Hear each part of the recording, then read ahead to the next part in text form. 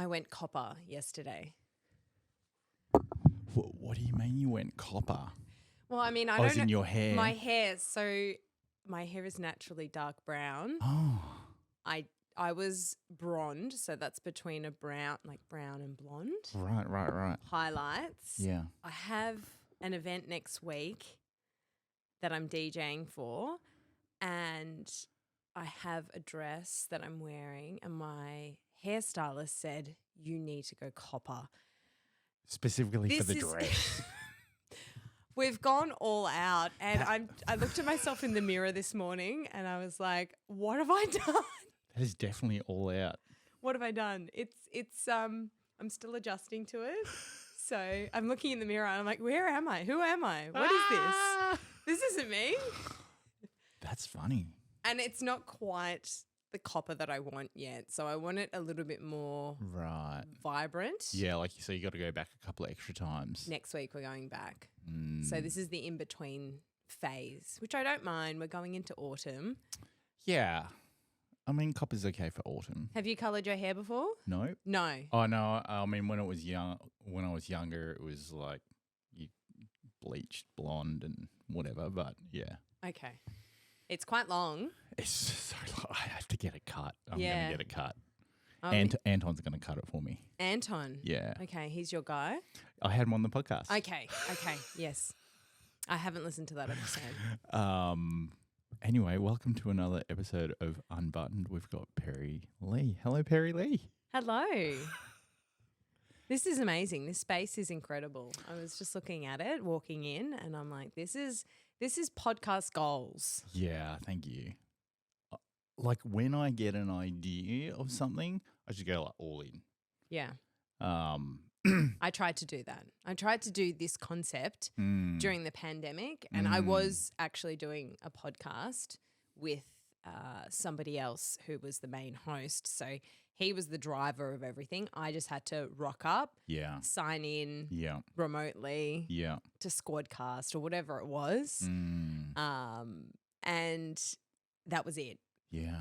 I didn't have to do any of the back end, any of the editing. Didn't really have to worry about the lighting because the focus wasn't on the video aspect. Yeah, gotcha. But now it's not good enough just to have a podcast that you can listen to on Spotify. People want to see the person behind the voice. Yeah, because I think it adds more character to like the personal brand. That's right. You know, and it's fascinating. Like I've spoken to a few people now about it. Like in today's day and age, like with technology and like with, you know, all the stuff that's going on, we are consistently like bombarded with like information or notifications and like all this type of stuff. When do you ever get to sit down with someone and not look at your phone? That's a good question. Was that a rhetorical question or an actual question? That I would say during dinner. Yeah, but even then you might get something and you like pull your phone out or I don't know. It's almost like you need to train yourself to put it on the charger in another room. Yeah. And not have a smartwatch. I don't have a smartwatch for that reason because I am someone that would be distracted. So I have taken all my notifications off, just like particularly some of the social media platforms that I use for marketing purposes. My emails, I make sure that I get those notifications because you want to make sure you're responding to them in a timely manner. Yeah, exactly. But anything that's a little bit more on the entertainment side of things, I switch off those notifications. So it's only when I get that temptation to open up my phone, and that's when I've got a quiet moment that I do that, when I really should be using that time more effectively. Yeah. That's a great approach. You don't have your notification silence? I when I go to bed, I put it on airplane mode. Yeah. And other than that, airplane mode. So do you set an alarm in the morning? Yeah, alarm goes off. Oh, right. Okay. Yeah, alarm goes off. Yeah, so I don't know, like I guess I'm kind of, as I've gotten older, I don't worry so much about like notifications or like, You know, there's little like indicators on your app on your phone that tell you how many notifications you got. My mates in Perth, they'll like have a heart attack because I've got like 4,500 emails unread, or like mine's about 20,000. So yeah, like 500. I'm okay with that. Yeah, I'm okay with it. Yeah, I know the ones that I've read. Yeah, I don't need to go through everything. A lot of it's spam. So for me, like how much time is it going to take to clear out that folder? Yeah, it's a lot of admin. It is a lot of admin. So how do people just delete it as they go? Yeah. I find that I'm like, well, what if I need it at some point in time? Okay, that sounds like I'm a hoarder. And I might be. I'm not going to lie. Like I might be. I mean, that's kind of like me with it's a genetic trait, photography I think. equipment. I'm like, I might need it. When are you going to need that thing that you saw on Amazon at like 10 o'clock at night? Yeah. I'm like, yeah, but I might need it. I find it hard to part ways with things. I do, yeah. Which I should get rid of. Yeah. Does that mean you have lots of cupboard space at your house? None.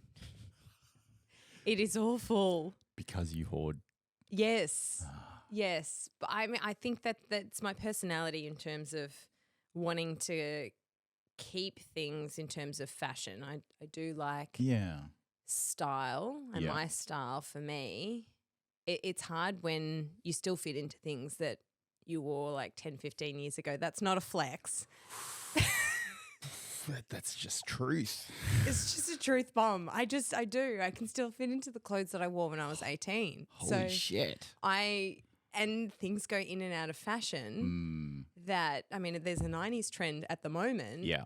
So, I mean, I wouldn't go as far to say that I'm wearing the clothes that I was wearing in the 90s. I was in primary school then. So, I mean, I was born in the 90s. So I definitely haven't kept those clothes. My mum has, though. 91? 90. 90, baby. Right. Absolutely. I'm just right on the cusp. Right, okay. Right on the cusp. So, yeah, and with the work that I do as a corporate and wedding DJ, particularly in the corporate space, I do, well, not necessarily dress up, but there are themed events. Correct. So the theatrical side of me tends to come out a little bit more. And, you know, whether it's a pearl necklace or the long black silk gloves. So I've got like, you know, a not even a cupboard, like a box full of like knickknacks. Like accessories. Accessory knickknacks, yeah. So it could be, I mean, for me, I'm big on the races and dressing accordingly. So I've got extravagant millinery. Those things, they're sitting around, and I'm not, what are you going to do? Sometimes I'm like, oh. You can't get rid of them. But what if I have a daughter that also wants to be like that, and then she'll look at the photos of me wearing that and say, Mum, why didn't you keep that? I would have loved to have worn that. And I say that because I've seen photos of my mum wearing an outfit, and I'm like, if only you kept that outfit, I would be. Damn, Mum, keep your clothing. Legit. Don't get rid of it. Don't get rid of anything. So that's what I'm currently doing and justifying my actions for hoarding. It's kind of hard though, because then you're like, would my future child like this? They might not. Yeah. And I might be a soccer mum. So, you know, I might just have boys. Like, you know. Are you into soccer? No, I will be when my sons start playing, but your future sons. We're predicting them now. Hey, your future daughters could play them as well. They could, Don't yeah. forget that. Look, I really shouldn't gender stereotype. Yeah, no. They can, absolutely. And in which case I'll still be a soccer mum. Yeah. And they'll still wear your accessories. Yep. Afterwards. They could. Yeah. Yeah. And the boys could wear them as well. Yes. Correct. Absolutely correct, Andrew. Let's circle back to the notifications, because it's another reason. I love the fact that you said you put your phone on airplane mode. Yeah. Because I am someone that values sleep. Yeah. a lot. I'm an 8-hour sleep person. I used to not put it on airplane mode, and then I would get woken up by like bing, bing, bing, bing, bing, bing, bing, bing, bing. And I'm like, yeah, I can't have that anymore. I need to sleep. But even then, I'm like, I average 6 hours. Do you? Yeah. I need 8 to function. I don't know what 8 feels like anymore. Really? Yeah. Would you like 8 if you could? Or do you have too much on in the day? It's not that I'd have too much on in the day. I just, like, when I'm awake, I'm awake. Like, let's go. I'm up. I'm, making a coffee, or I'm going to the gym, or I don't know, like I got some editing to do or something. That's great. That's a great way to start the day. And then I used to do ice baths as well. What's that like? Cold. Cold and really hard when you start out, but once you get past like the 4th day, it just gets easier. And what's the duration that you've stayed in the ice bath? The longest time was 12 minutes. Okay. Here I was thinking to gain some of the health benefits, all you need is like 30 seconds. To gain the health benefits, all you need is 3 minutes. 3. And 3 minutes at a time, and 15 minutes accumulative over 7 days. Okay. And were you one of those people that purchased your own ice bath so you could do it in the backyard? Yeah, it's there you out go. on the balcony, Okay, but okay. I got really annoyed at having to go down to the petrol station and get bags of ice. I was going to ask the logistics behind doing that. Yeah. And it's not as if you can just get the ice from the freezer. Yeah. And then I looked up, okay, how can I cool this water so that it's cold enough, and that was going to be an expensive exercise. To do that every day, you're purchasing what? 3 to 4 buckets of ice? Six. That's $30. $30 a day for health benefits. In addition to everything else that you would be doing. Correct. Okay. And they don't talk about those sort of things, do they? No, that's exactly right. And then should we petition to make ice free? That's not going to work. Yeah, I don't think that's going to work. No. Could you buy? Is there a freezer available? That's just. Could you just buy a freezer and make your own? You can. So you can DIY an ice bath, There you and go. people have bought $400 freezers, like chest freezers, and then all you have to do is seal it, but it just looks ugly. Okay. And I'm like, if you had a garage, you could put that in the corner. I'm just thinking instead of going to the petrol station every day. Yeah, I don't really fancy sitting in a dark garage in an ice bath when I'm already freezing cold and miserable, and then be even more miserable. I still don't know how you could sit in the ice bath for 12 minutes. Do you listen to music? What do you meditate? I was listening to music, and you just control your breathing and stuff like that. Okay. But originally I was doing ice baths after a gym workout, and then I heard on the Andrew Huberman podcast, it's better to do it before gym. Before gym. Because then when you come out, you've got that dopamine level. And your body's cold, so you can push harder at the gym. I was going to say, so you can perform better, but I thought the whole point of it was the recovery. No. Okay. It's not the recovery. It's the dopamine levels. It's the endocrine system. It's the your liver ends up producing the stress protein, right? Because your body goes into shock, and it just wants to survive. But obviously I'm thinking about it from the athlete's perspective, where they're training and then afterwards anti-inflammatory properties, yeah. Great. But the research has shown that to get maximum benefit, you do an ice bath before exercise, and if anything, 3 minutes in an ice bath is better than any type of cardio that you can ever do, because it eats away at your fat. And is there a point, like a dangerous point?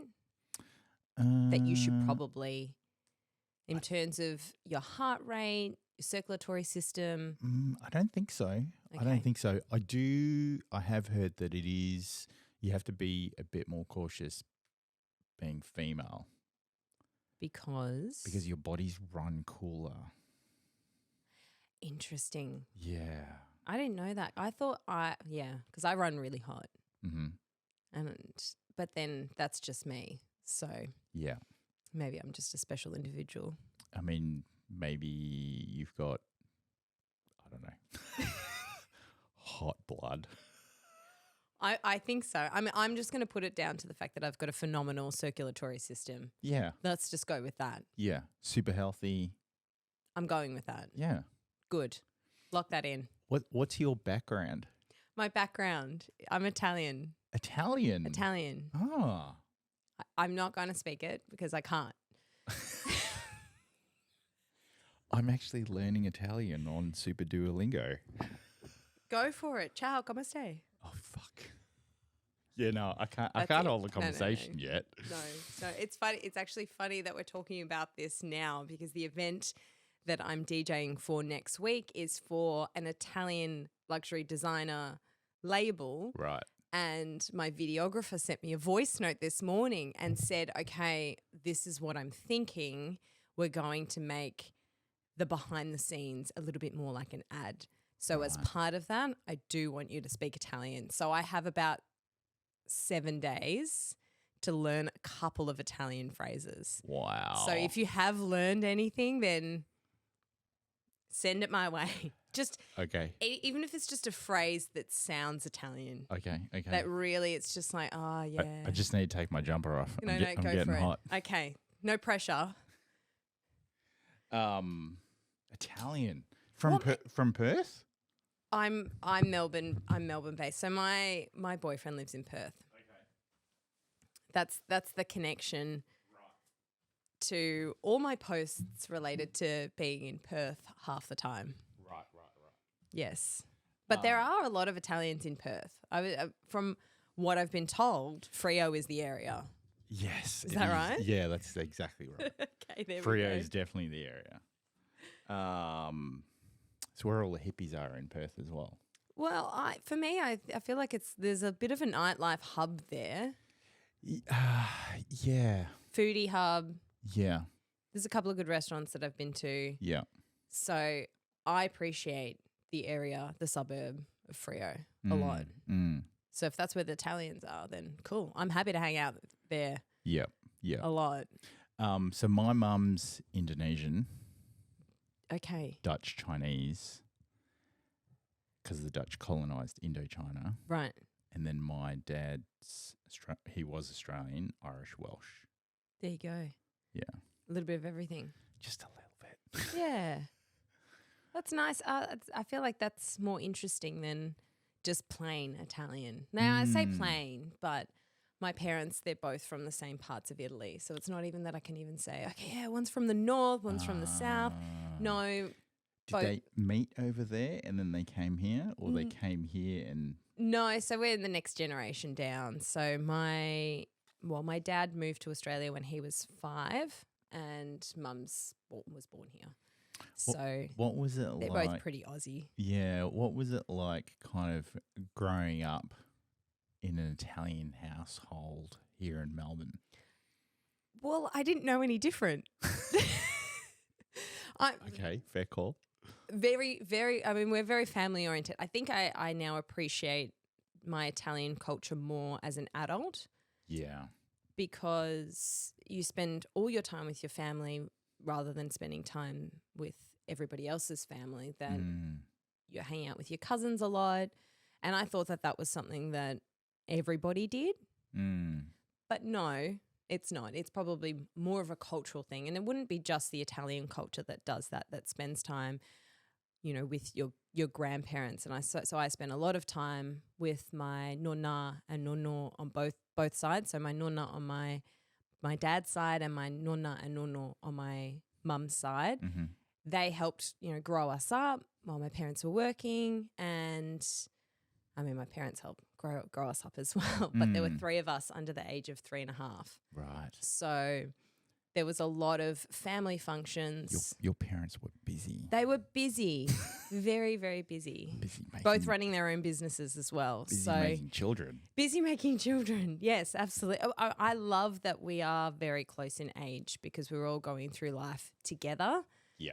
And I think that's the family aspect of the Italian culture is something that I love a lot. But food is also something that is a big part of the Italian culture. So we used to spend all of our time with our grandparents making food, mostly gnocchi, which is absolutely delicious. Yeah. And one of the things that I used to do, there was a process to making the gnocchi. And so there was the rolling and the kneading of the dough, rolling it out, cutting it up, and then essentially engraving it or making a decoration out of it. So I was that last piece of the puzzle. Of course you were. Engraving it. That's where you got all your fashion sense from. The creativity. But I used to love it so much. I used to eat it raw. I mean, it's just dough. It's okay. It's fine. A little bit of raw egg. It's okay. Yeah. I think so. Yeah. But maybe that's why your body runs hot. That's probably why. Because you got all that of is the a scientific fact. bacteria from the egg. Building up that immunity. Yeah. So food, family events and family culture is a big part of our family growing up. But I would say that we grew up pretty Australian. And what I mean by that, there wasn't this emphasis to learn Italian. My dad loves sport. So he was really a big AFL fan of the Bombers. And so we all played sport to the point where my dad was the basketball coach for my sister and brother's basketball team. I wasn't old enough to be part of that basketball team. I'm not sour about it or anything. Hang on, so you're the youngest? I am the youngest, so I've got an older sister and brother. What is with that long sigh? No wonder you were the last step in the process of making gnocchi then. Yeah. Because they didn't trust you with anything else. No. The cutting? God, no. Yeah. No, absolutely Get the knife not. away from her. No. And also the precision of rolling. I mean, when I did that, there was this uneven, like thick, thin, thick, thin, thick, thin. So I get it. I understand. Like, I just wish I was given a second go now. Yeah. I mean. But my sister is the culinary expert. She was a Master Chef last year. So holy shit. So she's the pasta queen. Right, okay. Pretty pasta for anyone following at home. Yeah. But she loved it so much, and that was her passion. Yeah.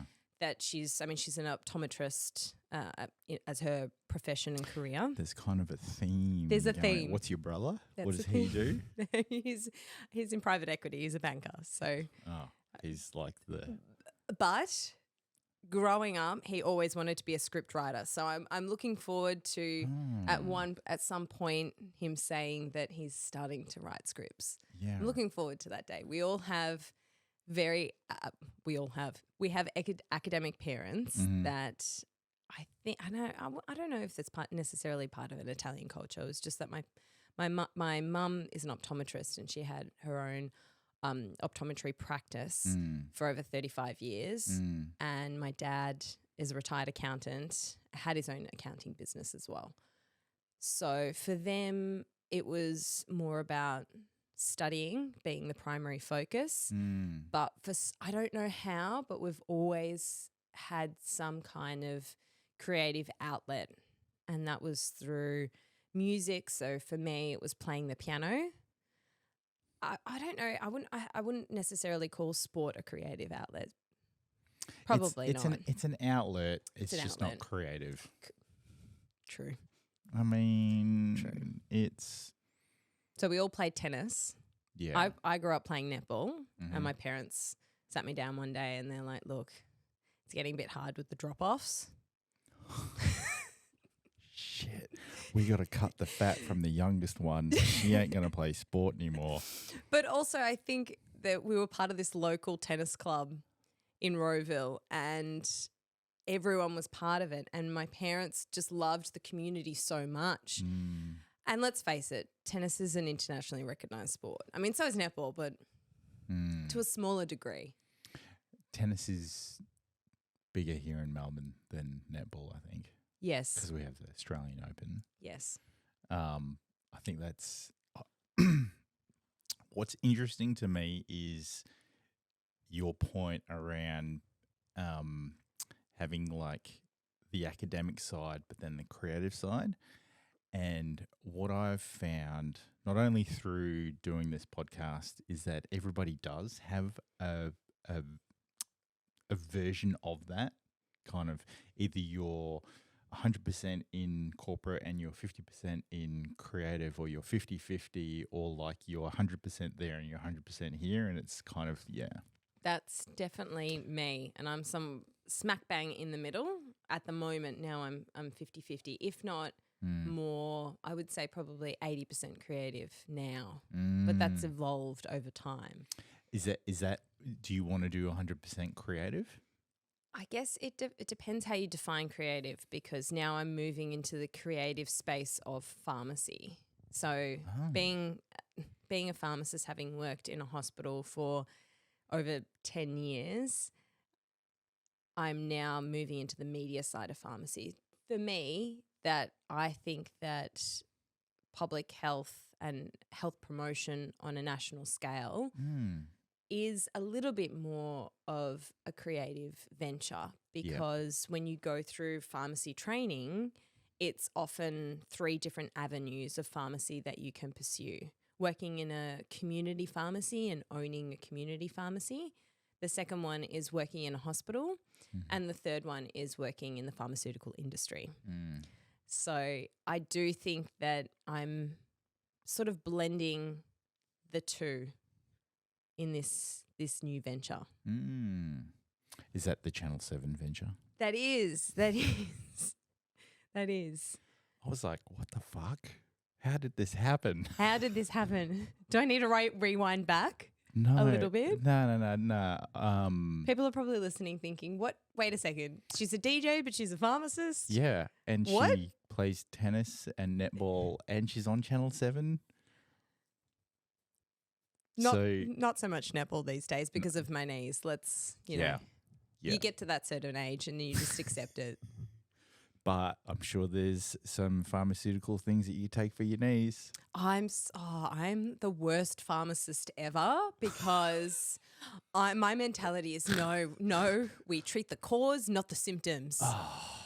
So if I had a knee injury, I would be, resting, ice, elevation, or, compression, all that sort of stuff, all the natural alternatives, but also basic principles. Yeah, like you try to do things naturally and rather than...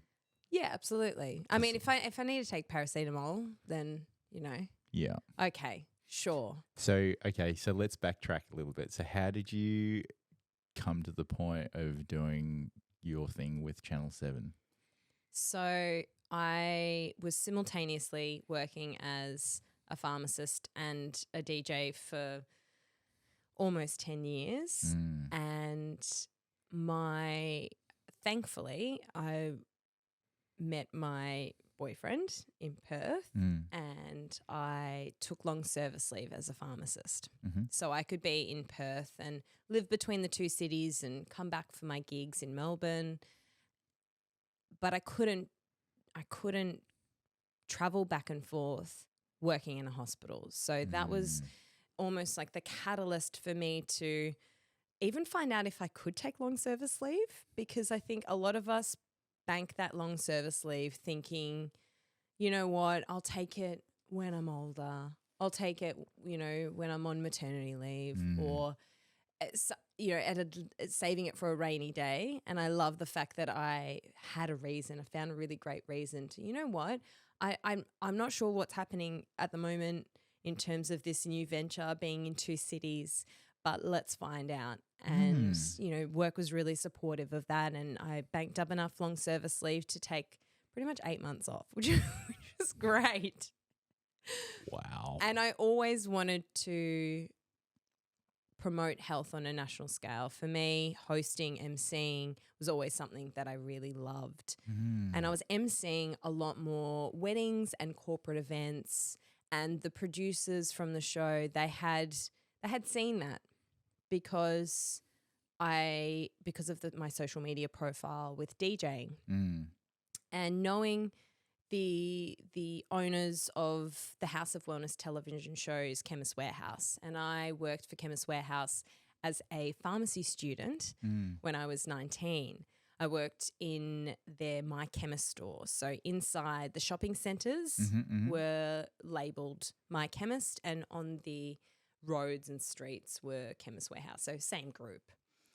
And so when you've had that long-standing relationship and they can see that you're doing a lot more public speaking and being in that media space but not DJing, it opened up this complete new avenue for me, which is where I am today. So there was the position to be a pharmacist on the television show. So it is scripted. We have a new segment called Ask the Pharmacist, which I developed with the producers.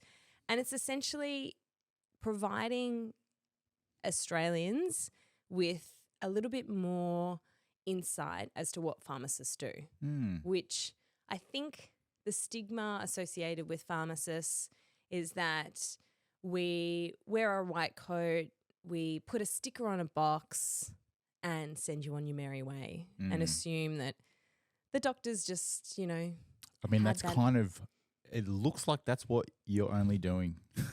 And having spent 10 years working in a hospital environment, I specialised in respiratory. I became a senior respiratory pharmacist looking after patients with cystic fibrosis, COPD and asthma.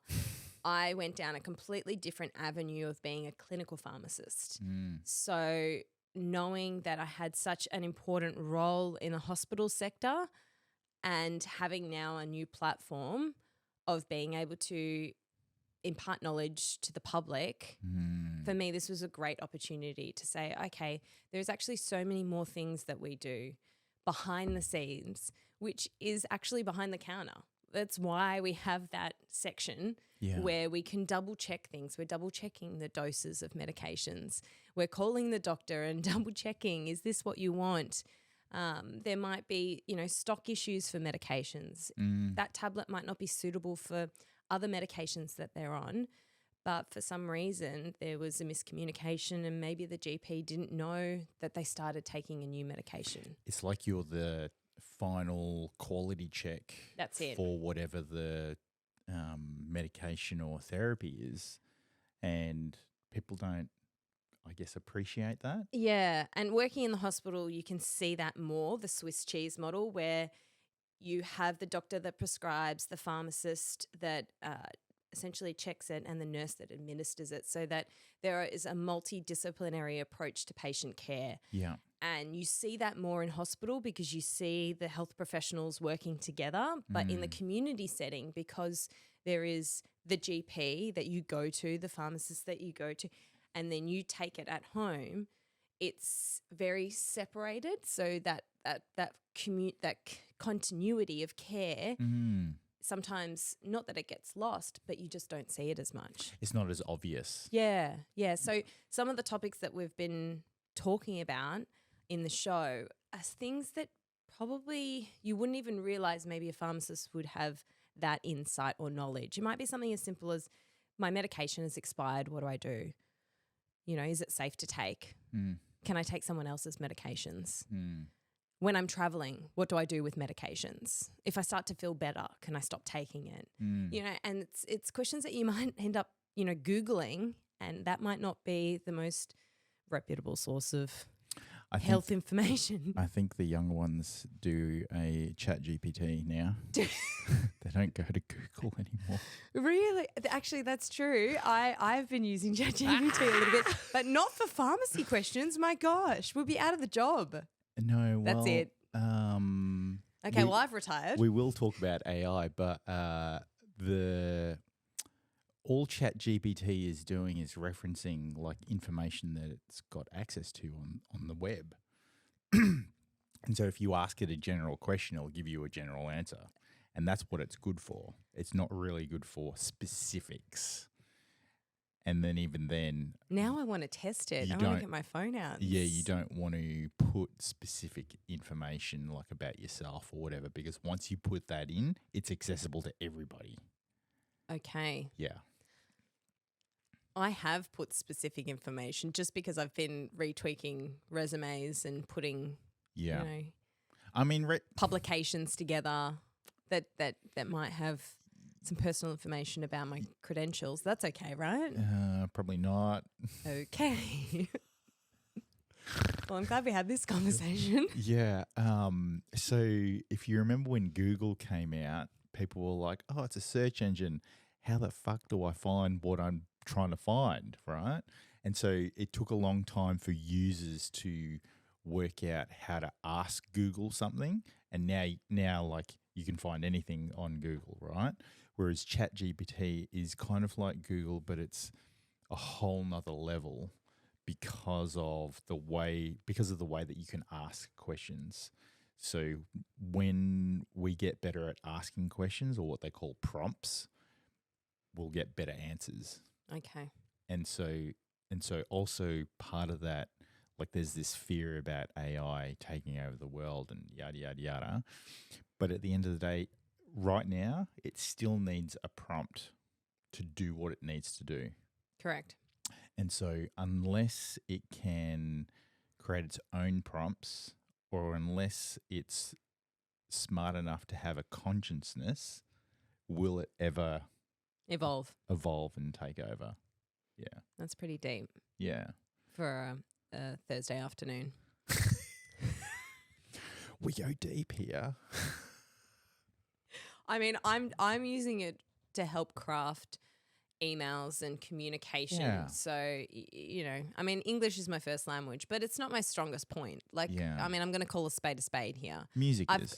Music, science, English language, not so strong. Yeah. And I'm okay with that. Yeah, I'm okay with it as well. That's okay. I studied electrical engineering. Did you? And I worked in banking and finance. So And I'm a management consultant now.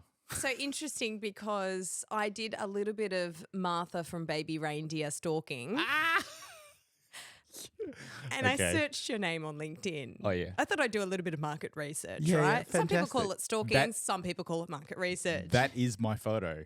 That is you. Yeah. It's your list of credentials Yeah, I know, are right? very impressive. Thank you. Yeah. But you have short hair. Yes. That's what shocked me the most. And I was like, wait a second. No. But it's the glasses, the smile. I'm pretty sure it's him, but like it doesn't mention anything about photography. Is it your? It can't be a twin. Is it your doppelganger? Like, who is this? That photo was taken 17 years ago. You look the same. So, what is your skincare routine? Only up until probably about a month ago, I'd say. I like got onto the Korean skincare bandwagon. Okay, well, that's not going to explain. But like that doesn't explain like 17 years ago. Was your mum into bone broth? No.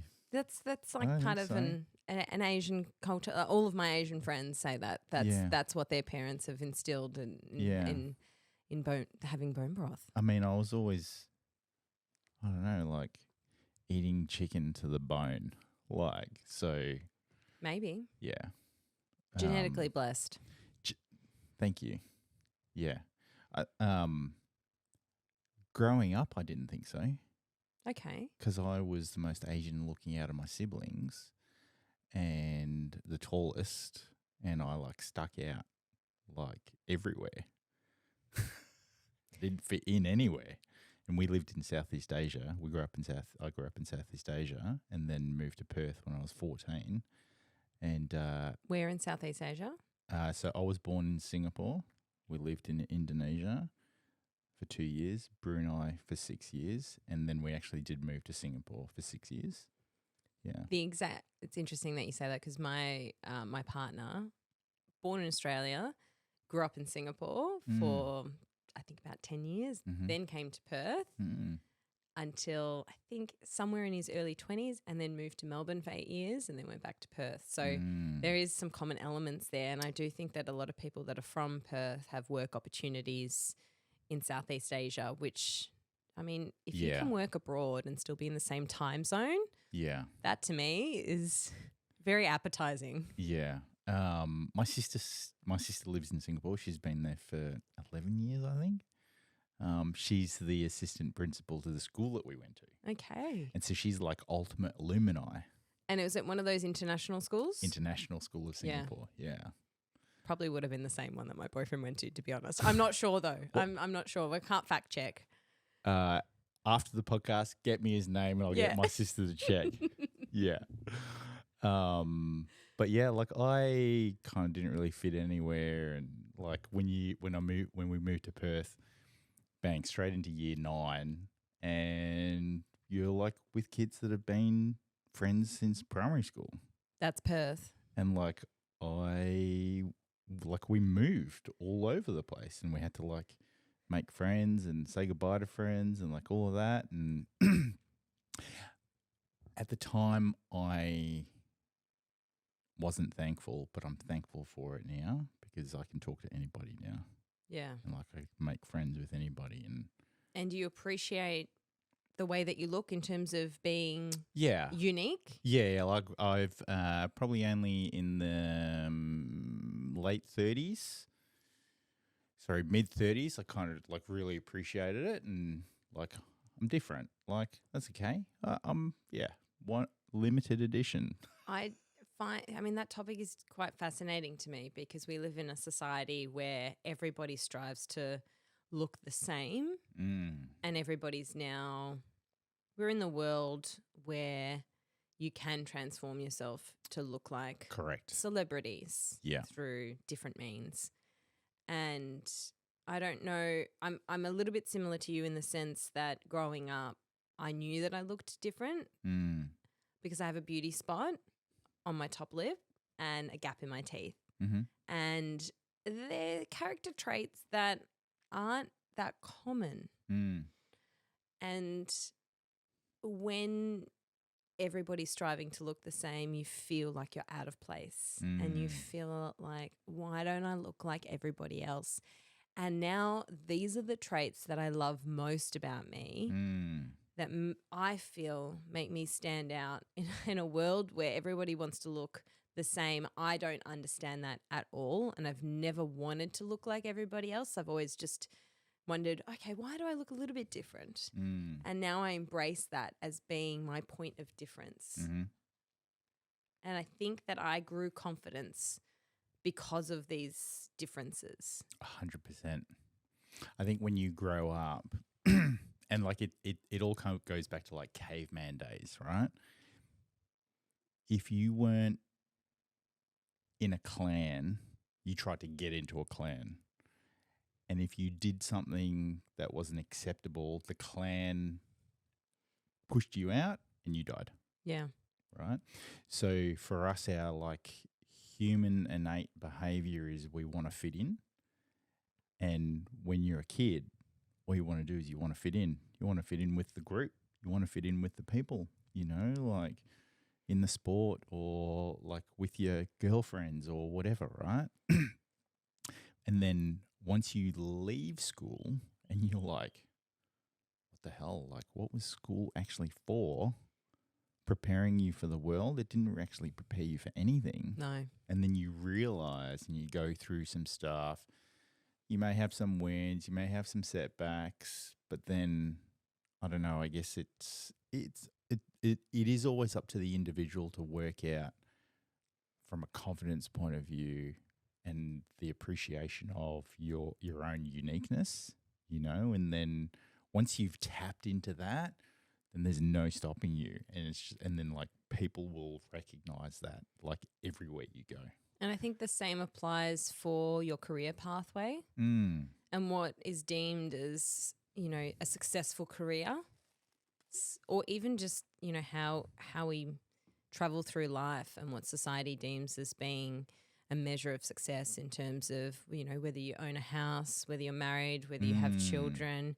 These are like, you know, these measurable checklists to whether you are successful. And I always found that with me and choosing my career path, I mean, it always evolves. And I think we are evolving as human beings. And once you go against the grain and go through, you know, the road less traveled and care less about what others are doing and, you know, not comparing yourself to other people, I found that I was always someone that was very good at accounting, science, math, but loved my creative outlet and studied theatre studies. And I was smack bang in the middle. And so for me, I've always wanted to find a career path that had a balance of both. And I've kind of stayed true to that as much as possible without hearing the noise. It was definitely difficult when I first started out as a DJ and I was a pharmacist, and you almost worry too much about what people are going to think in terms of that stigma associated with being a creative, because people who aren't creatives don't understand it. And did you have like imposter syndrome a little bit? Yeah. Do you know what? I was actually just embarrassed. I was embarrassed to tell people that I was a DJ. And why? Because I was afraid of failure. Because anyone can call themselves a DJ. Anyone can get a gig. But to be doing it on a regular basis and to actually have content showing the world, you know, a mix that you had prepared, even just posting on SoundCloud for the first time, my very first mix, I was such a perfectionist. I was so worried about showcasing to the world what my hobby was. And it was just a hobby. I never set out to develop a career out of it. And that's also why you were scared of failure, because it was a hobby. Yeah. And self-taught, I'm assuming. That's right. I didn't know any DJ, not one. I enrolled I had finished my pharmacy college, pharmacy school, and graduated, and I was about to start my internship, and I had about 6 weeks break. And I had loved hearing music from overseas. I did an overseas pharmacy placement in the UK and loved dancehall, reggaeton, Afro house. It's amazing how Afro house is now commercial to me. That's just incredible how it's taken this long. But that was my inspiration for wanting to pursue DJing, or just honestly learn how to mix. That's all I wanted to do. And back then you didn't have technology, which now anyone can mix 2 tracks together. It's not too difficult. Yeah. And even the DJ equipment nowadays makes it very easy to, you know, spin a track and beat match. There's you know, the advancements with technology. Yeah. But I enrolled in a DJ school, and I went to school, to night school, to learn to DJ. And I didn't really have any role models. There weren't that many female DJs in the industry. And it was just something, I've always been the type of person that loves having new goals and learning new skills. But it's got to be something that you genuinely love.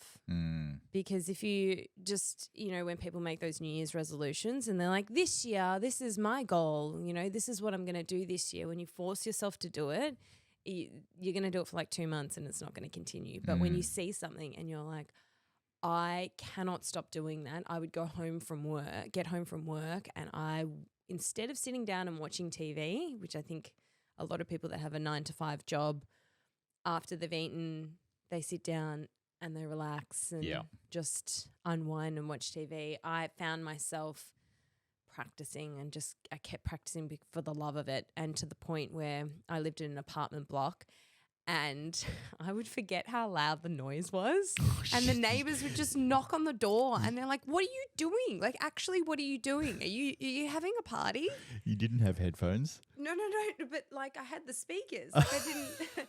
And I would just crank it. And Wow. I had no awareness of what the time was. Yeah. And it You would just chasing that dopamine hit for that I next loved track. I loved it so much. I'm sorry to the neighbors. I really am. Yeah, well, It was never a party. It was a party of one.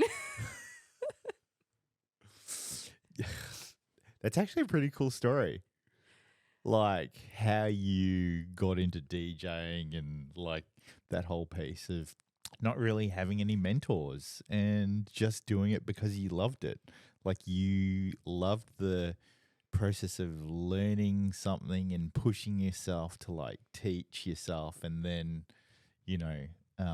and then there's the piece around like you had your pharmacy like life or aspects, and now you're at the stage where you acknowledge like both and that you want to like merge both together, and that's what I think is really fascinating, really great, and actually inspires a heap of people, because you don't have to be one or the other. You can be both, and that's what makes you uniquely you. Yes. And I think we forget because of that whole piece around, I want to fit into this particular group, or like there's the stigma of, I can't do this or I can't do that and blah, blah, blah, blah, blah, like all that type of stuff, right? And it's kind of like, well, no, you can still do those things regardless of whether or not in your head you think that there's some friction between these two aspects, because there really isn't. Yeah, absolutely correct. And I think that was part of the embarrassment when I was learning it as a hobby. My mentality changed when it became a career. Yeah. So I started viewing it differently. Yes. When I started obviously monetizing on the work that I had put in, Yeah. which that was, not what I set out to do, and it evolved over time. And I was just DJing at events through word of mouth, and it was very organic. And then I entered this, this is a couple of years down the track where I was just doing it, as a hobby. No one really, only friends really knew.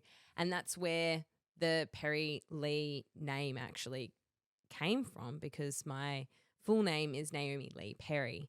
And I wanted to create this persona, and it was almost like this alter ego where, Naomi the Pharmacist is very straight and narrow, and Perri Lee is that, it was my creative outlet, and that was that time, and I wanted it still to be a part of my identity. So I thought that using parts of my name, I also wanted something that was gender neutral, because it was at the peak of the time where I think female DJs sexualized being a DJ.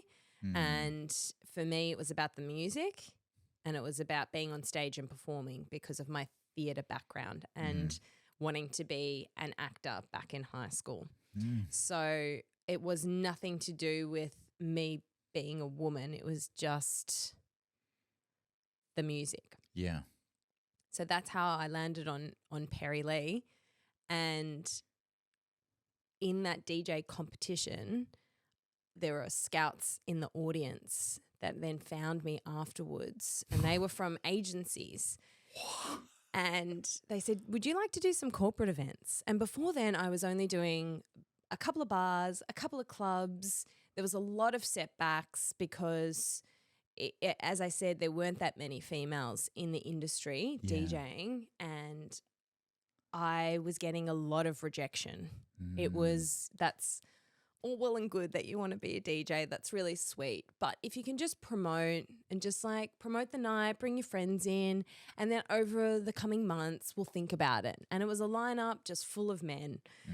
And so it got to the point where I almost kind of gave up, and I was like, this isn't going to go any further than having fun, mixing in the comfort of my own home and making mixes from time to time when I've got a spare weekend. But that's when, you know, a couple of agencies approached me and talked about corporate events, and that's how it changed from a hobby and actually started becoming a career, because I didn't even know there was such a thing as a corporate or wedding DJ. I had no idea. I grew up in that sort of vintage, again, being from an Italian culture where they had a band at a wedding rather than a DJ at a wedding. And so it was just interesting and going to these events, and it started off in a shopping centre. I think it was somewhere in the north. Is there a Westfield in the north? Yeah, Northland. Yeah, that one. That was my first corporate gig. And then my second one was the agency approached me and they're like, look, our usual DJ had that plays for this event has gone to Bali. Can you sub in? And I was like, sure. What's the event? And they're like, can you play at Rod Laver Arena in front of 10,000 people, entertaining guests as they walk in for the footy show grand final? That's also going to be televised. So from 0 to 100. So can you just sub in for that? Bro, what's going on? Who went to Bali? You need to thank him or them. You need to thank them. Like, Jesus Christ. That is 0 to 200. Yeah. Like instantly. And I realized this is my niche, because I was always someone from a styling fashion perspective that liked peacocking and embracing their mood and fitting in with the theme of an event. And these corporate events would have styling to the nth degree. Yeah, I can imagine. And they put a lot of emphasis on staging and lighting. All the production value was very, very high. And I loved it. I loved finding my own niche. It tapped into that theatrical side of you. Absolutely. And that creative side. And then again, it's this piece of if you can enhance or add your own value to the event, which is your music and your theatre, then that kind of fuels your fire of passion and purpose. Yeah, that's right. It did. It did. And I think that's when I fully embraced being a DJ, and there was no longer embarrassment. I was actually now pursuing, I wouldn't say necessarily a dream, because I just fell into it. Yeah. But it was now a new goal that I had set myself to just be the best, corporate DJ or best DJ that I could be, and still staying true to myself. So still having events where I had music that I loved playing. I love, old school R&B, classic house, reggaeton, Latin house, Afro house, having elements of that and my personality shine through. I always strive to just make sure that I was staying true to that. What's the time period when you, from learning and practicing and thinking that you weren't worth it to bang, realizing that? So I was 21 when I first started. I'm 33 now. And it was probably not until I was sort of 25, 26 that I went into the corporate sort of era. So 4 or 5 years. Yeah. And it was, it felt like less than that. But I realized that there was probably 1 year that I DJ'd once. I forgot about it. I was in a relationship, and it was a long distance relationship at the time, and my focus was on that. And the whole point of DJing was just a hobby to do in my spare time. And so it wasn't something that I had prioritized. And I think that's sometimes the problem with hobbies, is that you do it in your spare time, and so you never commit to it. And so often people will start something and then never finish it. And so I did. I came back to it multiple times. And you end up doing it half-assed rather than full effort. That's right. You don't really get the benefits out of putting everything in. But then I found another hurdle when I started getting booked for work, but I had a full-time job.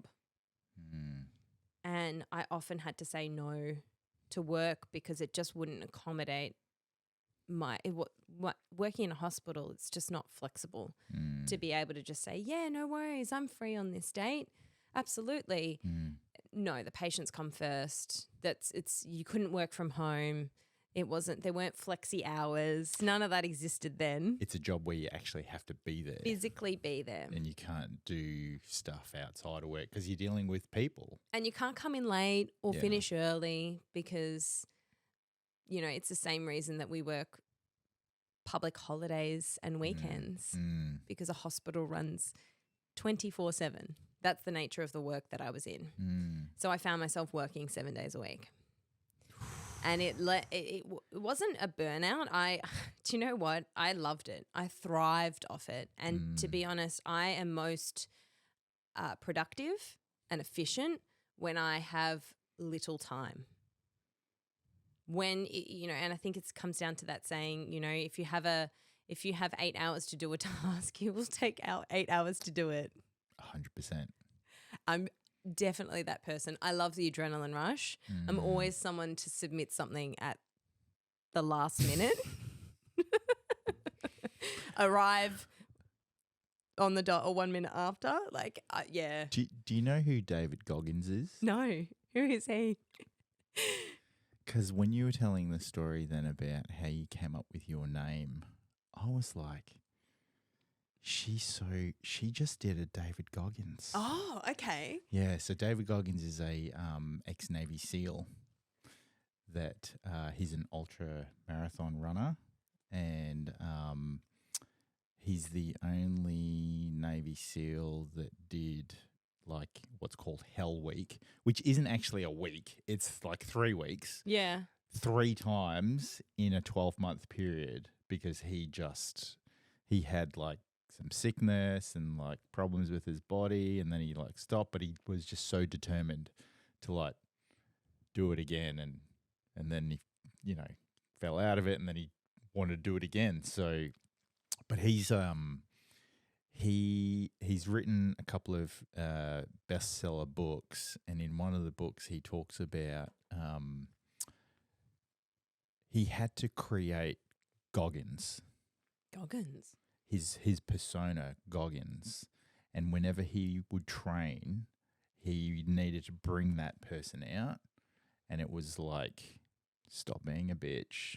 You need to keep doing this, and even the whole piece, when he was in the Navy SEALs, and he talks about how the trainers would always try to they play mind games, and they'd be putting you down, saying that you can't do things and stuff like that. And so his whole thing was Boat Crew 2, you ain't going to stop Boat Crew 2, and Boat Crew 2 this, Boat Crew 2 that, and then they started getting into the trainers' heads, right? And all this type of stuff. But he'll compete in a ultra marathon, which is 260K run over 3 days. Okay. Well, the furthest that I've run is a half marathon, so I've done that a couple of times. So yeah. I feel like he is achieving a lot more goals than me. Yeah, it's when you were telling the story about how you came up with your name and how you wanted it to resonate with you still and be gender neutral and all of that, and that's how you and now look at it. There's definitely a part of my personality that, as Perri Lee, that is not showcased as the pharmacist Naomi. And I found that very quickly when I would go into work at the hospital. And I did find that part of my personality was almost squished out because I almost couldn't tell people that I was so interested in all these other aspects of life. And I loved reggaeton and Latin house and had so many other interests in fitness and in cooking, and it's not an environment that allows you to, I'm not happy is the wrong word, but socialize in a sense that when you're at work, you have to be on your A game. And it's not like an office environment where everyone's like super chill. They clock off early on 3:00 on a Friday, grab a couple of drinks, and everyone gets to know each other. It's not that type of environment. You do get to know people, but it's very professional. Yeah. So you can only showcase that professional part of your life. So it was almost this breath of fresh air where this element of, this persona of Perri Lee came out, and, it was almost like the fun part, the fun part of me, the creative part, letting loose a little bit, not worrying too much about, what society expects of you in terms of, okay, where are you going to take your pharmacy career? And are you going to become a senior pharmacist? And are you going to do your Masters of Pharmacy? And, caring less about the work politics as well. So I could then just switch off and essentially have this outlet where I could enjoy things outside of work. So it's that perfect balance.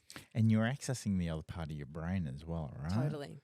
And so this is what I mean. Like, I think it's great that I'm observing and meeting more people that have like the left side of the brain and the right side of the brain being accessed, and they're just absolutely killing it. The hardest part about being a creative is having a business mindset, though. Yes. And I have a lot of friends who are creatives, and I love that I've got friends from all ages and different avenues of life, different parts of the world, which I know that's quite similar to you. You mentioned earlier about how that you've grew up in different parts of the world. You embrace people's differences more, and you have a better understanding of their lives. And for me, being able to have the knowing the different personalities and knowing the different careers for me, and the fact that I'm hanging out with these creatives and then hanging out with people who are health professionals. When I have hung out with creatives, they have told me the hardest part is knowing how to navigate and the business side of being a creative. Yeah. Because they don't have that other aspect. They don't have people that they can turn to that are maybe in the corporate world or in the finance world who are lawyers, and they hang out with creatives all the time. So for me, I had that balance where I was, some of my best friends were, lawyers, doctors, dentists, but then I also had creatives that are musicians, performers, actors. So I could grab and learn off so many different types of people. I think that's what helped me build my business, as well as having academic parents who were very business minded. Shout out to mum and dad. Shout out to mum and dad. They did say to me, they said, you know what, you can be whatever you want to be. Just make sure that you get a uni degree. That is so good that they said that. And not so much about the uni degree thing, but so good that they said you can be whatever you want to be. I say that because they said just have a backup. Yeah. Keep that in the back of your mind. Yeah. Because I originally wanted to go down the acting pathway, and I do have a couple of friends who are full-time actors now, and it's interesting seeing what maybe my life could have been. You can still be an actor. I can still be an actor. I still can, just in terms of their journey. Because it's a very different journey to having an office job and having a stable income, having a permanent job, whereas being a creative where you don't necessarily know where your next job is going to be. That's a different mindset and perspective. And I think that was magnified during the pandemic. The fucking pandemic. I can't believe we're still talking about it. No, I mean, we won't talk about it. No, we will, because I think it's important because people are still healing from it. Yeah. I know I certainly am because my best mate passed away. And it was his 2-year wedding anniversary Oh, gosh. last Friday. That's awful. Sorry, rewind. Last Friday was his 2 years from passing, Oh, but 2 weeks before that was his wedding anniversary. So he was married for 2 weeks no. and then he passed away. No. But like, I'm all good with it because he still talks to me and he's kind of like guiding me. So, Yeah. but yeah, like I know people are still like recovering from the pandemic and, you know, businesses still struggling and all that type of stuff, right? They are. And all I can say is that I'm grateful. Mm. I'm so grateful and I'm so lucky to have been fortunate enough to be in the situation where I was at that point where I wasn't working 7 days a week. I was working part-time as a pharmacist 3 days a week and then working and building my DJ business. Mm. And then obviously the DJ work stopped. But I ended up getting a promotion at work. So I went back to full-time. Mm-hmm. And it was interesting because I missed DJing so much and I realized that I was like, I'm going back to it. And I think it made me appreciate the work that I had even more and the fact that I didn't have a run-of-the-mill sort of 9 to 5, 8 to 5 job, and that I got to the point where I was able to almost choose my hours. And I had that perfect balance. That's the best. Because I genuinely think that if I was 100% a creative, it wouldn't suit me. But if I was 100% the other way, that to me also I felt deprived too.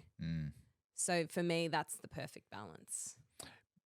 As I've gotten older, I've had really high paying jobs and like I've had money and so I was married and I got 2 kids.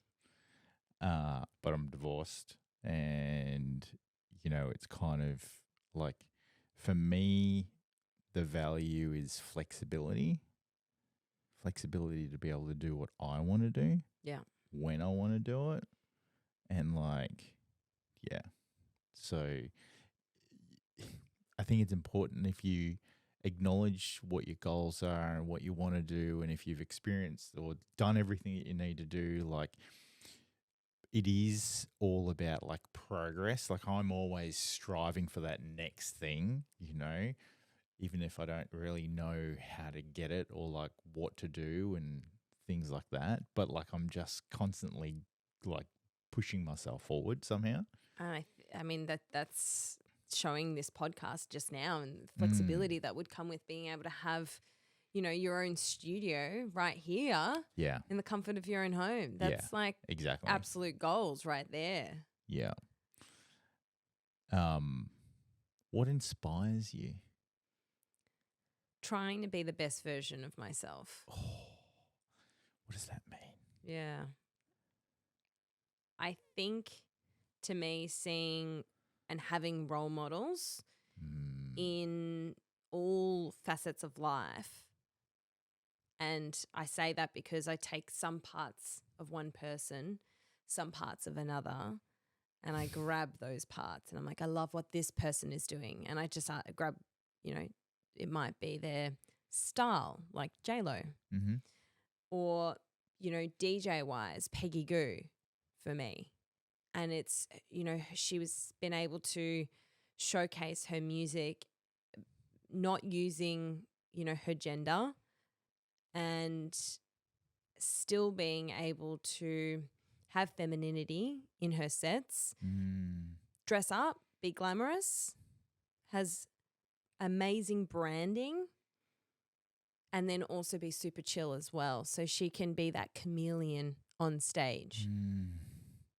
And I love her music as well. So that's, you know, the parts of her. And then there's other role models that have, you know, who are authors, podcast hosts, you know, MCs. And so, and even in the pharmacy world as well. And I think when you're seeing that people are achieving their goals, it inspires me to know that I can do that, because I think a lot of people, they wish they could do things and they don't realize that they actually can do them. You can if you want to, and we are our own, we are our biggest critics. And I think there's a lot of with self-reflection, I think of all the things that I would have done differently starting my DJing career. But I almost love that I did it the way that I did it, because I didn't set out for it to be about a business. Because my DJ teacher said, you need to be on social media, you need to be doing this, you need to be doing that. And maybe that would have sped up the process a little bit, but I still got to where I wanted to get to. So finding people that are role models that will make me a better person, because I think at the end of the day, they do say, tell me your friends and I'll tell you who you are. So surrounding yourself by people that make you want to be a better person. That's so important. Yeah. Fuck. Yeah. So because I grew up in lots of different places, and because I had to say goodbye to a heap of friends, I grew up looking at or watching people and going, I really like that part of that person, and I try to build it into my character, or I really like that dress sense, or I really like this. And I got to a point where I'd compounded so much stuff on that I really did suffer from imposter syndrome, because I started to think to myself, why do I deserve this? Right. Why do I, who do I think I am? Because there were these polarizing characters, and I'm just taking elements of that character. Yeah. And then, as I said, in my 30s, I really kind of decided that, no, you know what? I've walked through a lot of ups and downs, and I've gotten to where I've gotten. You should be proud of who you are and what you do and all this. And I was doing photography for 11 years. And just the other week, just the other day, I'm done. That's it. That's it. I'm out. That's interesting that you say that, because an MC that I used to work with in weddings also retired. He said, I'm just leaving on a high. That's it. Yeah. Doesn't bring me the same joy that it used to. It still brings me joy. I just have other goals that I want to do. And one of which is this podcast and shining the light on other people and learning about their stories. And one of the things with photographers is that they don't like getting in front of the camera, whereas I'm, I guess, a bit of an extrovert. I can be an introvert as well, but an extrovert. And I was always putting myself in front of the camera. And I know some people, I know who you are, didn't like that, because they're like, he's doing that thing again, touching his butt or playing with his hair or whatever. Right. And so then when I started this, I'm like, perfect, I can get a photographer or a model, or, it's mainly for photographers, try to get them in front of the camera, because some of them are really interesting people that you have no idea about. And then I get to meet music producers, yourself, people have so much to offer, but I think we get very blindsided or insular and focused on ourselves. We forget how much has gone on in our own origin story.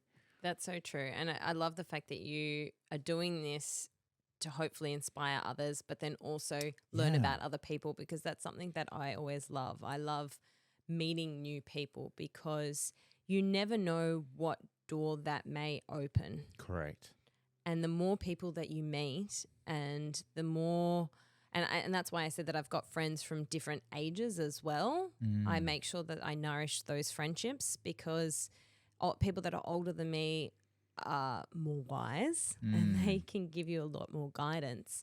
But then people that are younger than me also can sometimes give you that zest for life, that excitement and that hope. Yeah. So different friendships and different people can offer amazing qualities.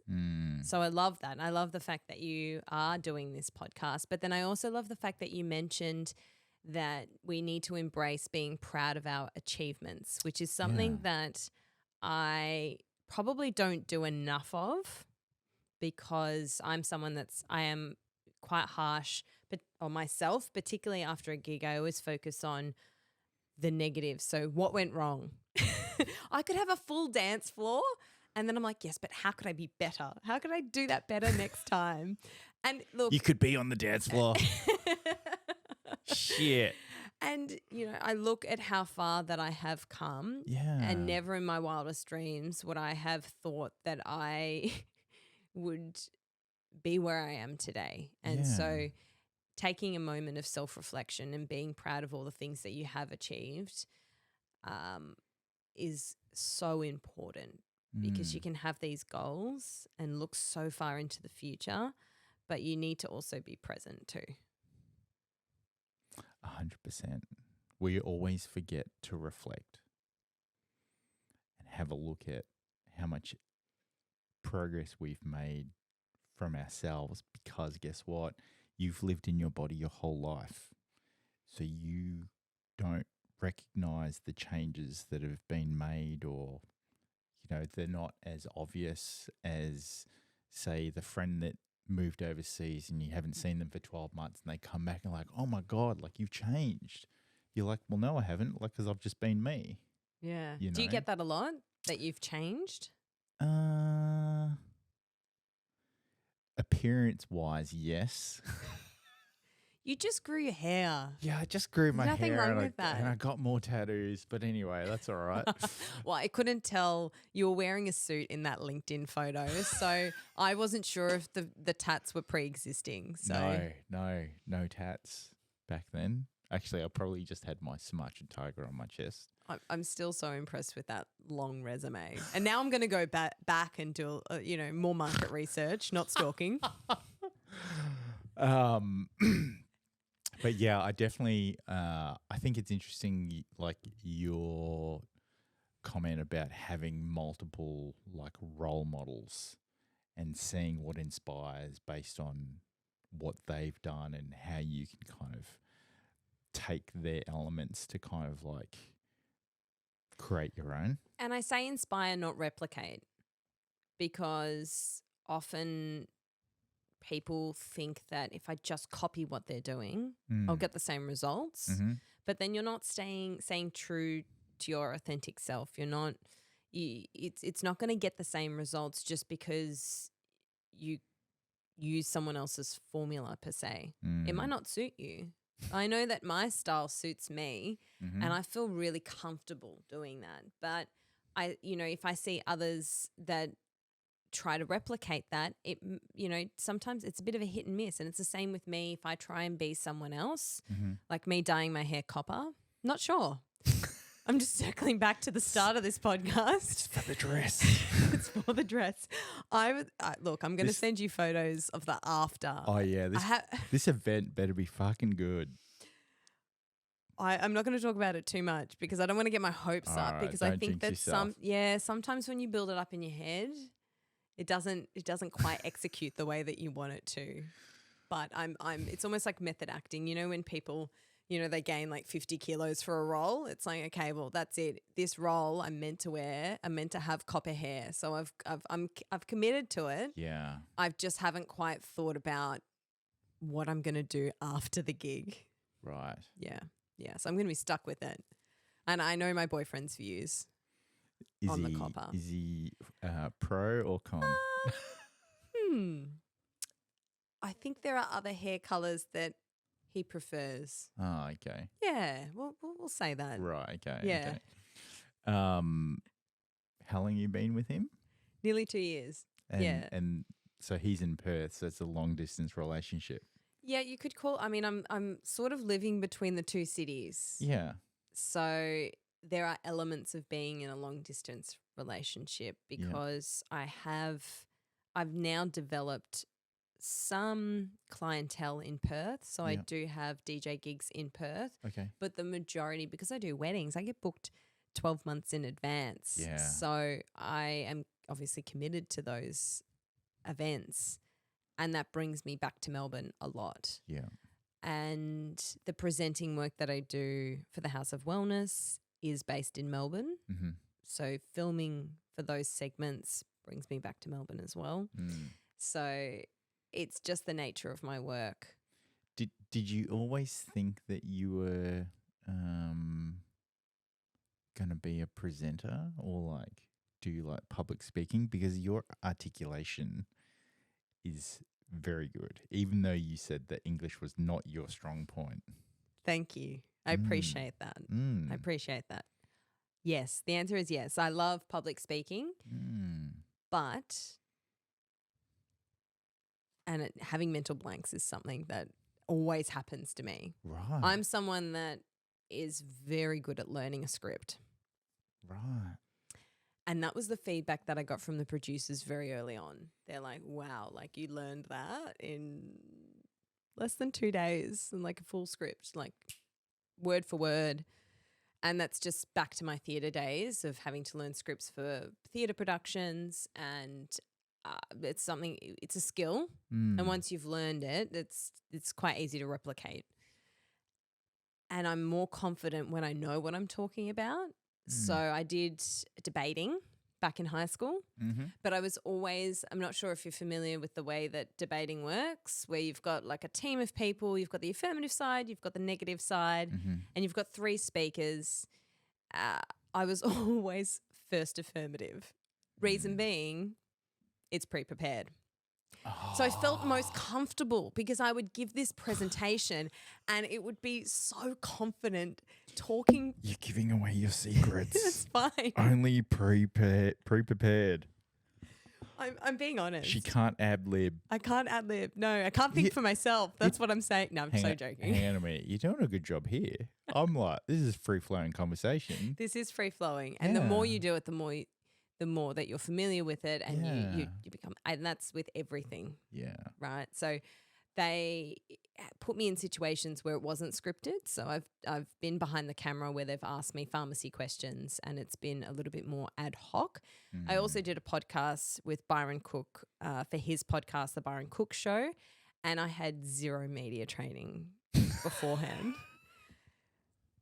And I used to ask him after every episode, please give me feedback. He's like, you're doing so well. He's such a positive person. He's such an amazing, he's a really good friend of mine.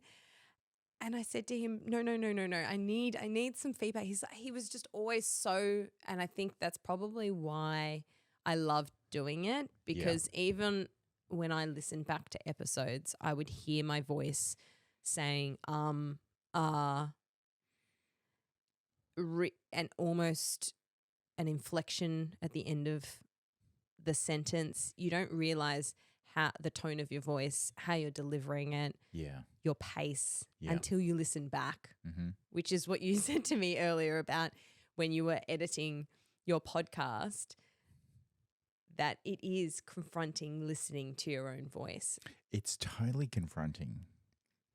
But how are you going to get better at doing it? Like, you just have to do it. That's right. And it's with anything that you don't like doing. How do you get better at doing it? You just have to do it. And so I think where a lot of people will struggle or they kind of like give up is that they're fighting the battle within themselves, but also listening to the voices of other people. Yes. And you got to like shut out both of those things and just get on with it and just like do it, you know? And it is harder having a personality that is a little bit of a perfectionist and does focus on any weaknesses or negative attributes. So whenever I listened back to a podcast, I would pinpoint, where I went wrong.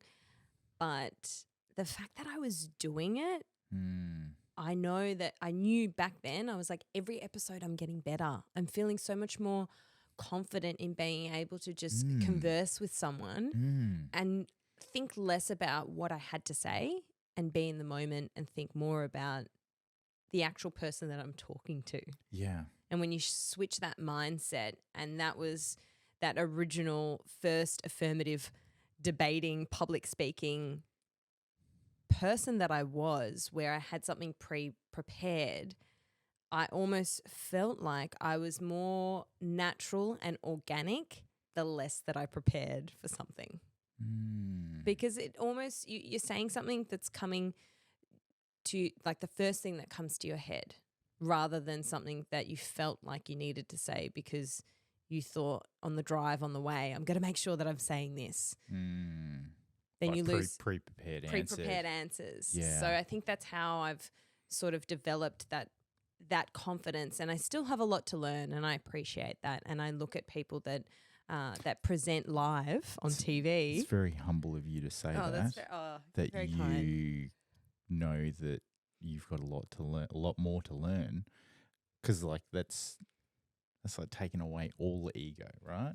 You're like, everyone has a lot to learn. No one's perfect. Yeah. No one's perfect at all.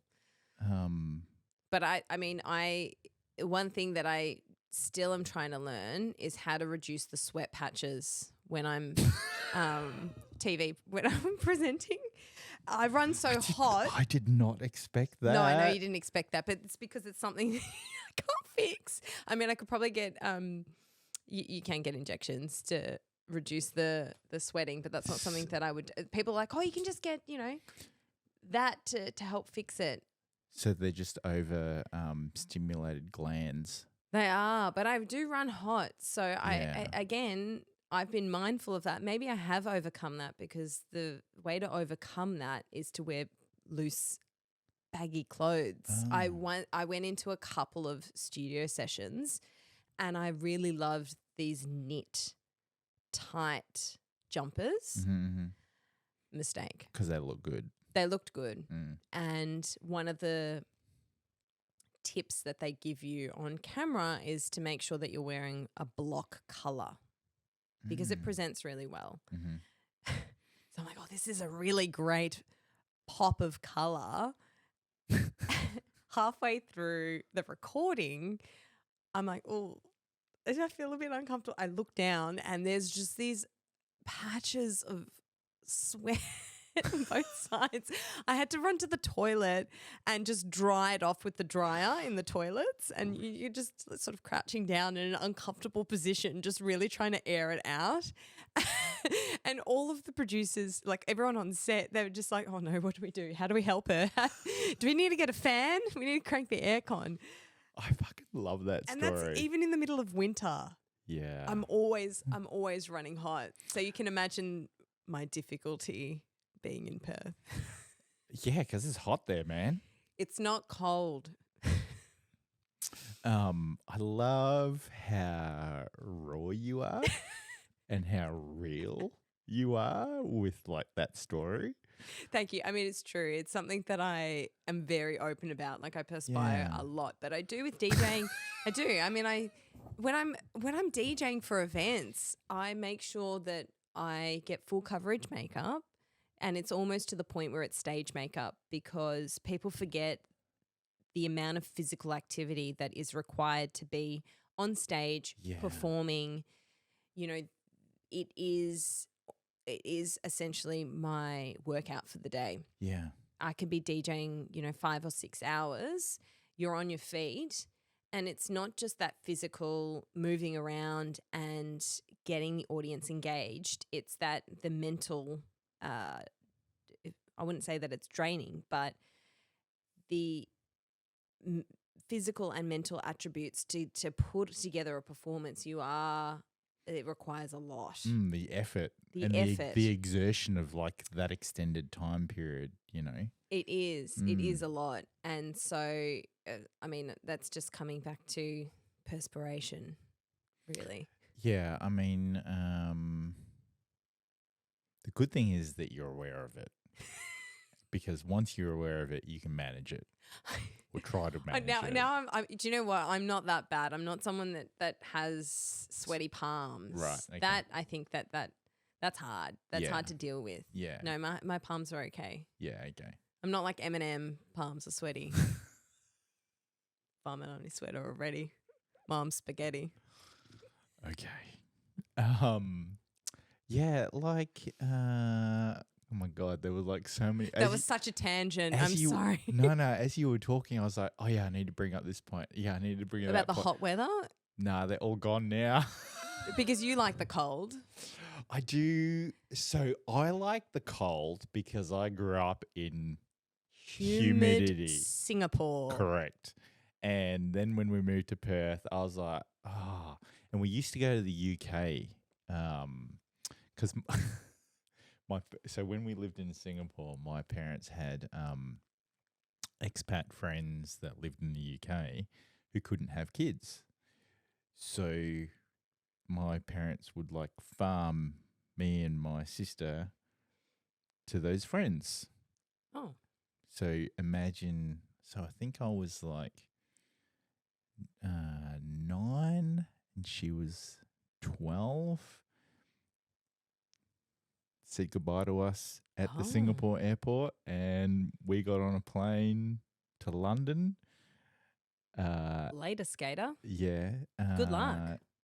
Picked up by friends that lived in London, stayed with them for a few days, and then the other friends would come and we're off to a farm for like 4 weeks. Yeah. They couldn't have kids, so my parents were like, yeah, you can have our kids. They just like farmed us out. So you grew up pretty quickly. Yeah. Did you mature quite early? I think I did, yeah. Yeah. That'd do it. Yeah. But I was also like a completely different person pre-18. Like timid, shy, keep to myself. Like I was 6 foot at so I'm 6'2", but I was 6 foot at age 12. Yeah, lanky, like, didn't Do really. you know how many people would be jealous of your height? I know. Talk about a flex. Yeah, there was nothing I can do about it. Like, but then when I hit 18, there was an incident with my dad that just. So he lived in Vietnam, and I was there for 7 weeks, and stuff happened in Vietnam. But then when I came back to Perth, I was like, fuck this shit. This is fucked. Like, what an absolute joke. Jeez. And I really, at that point, was like, you know what? Like, all these stereotypes of people, kind of living the stigma of how things are meant to be, I was like, yeah, no, that's not for me.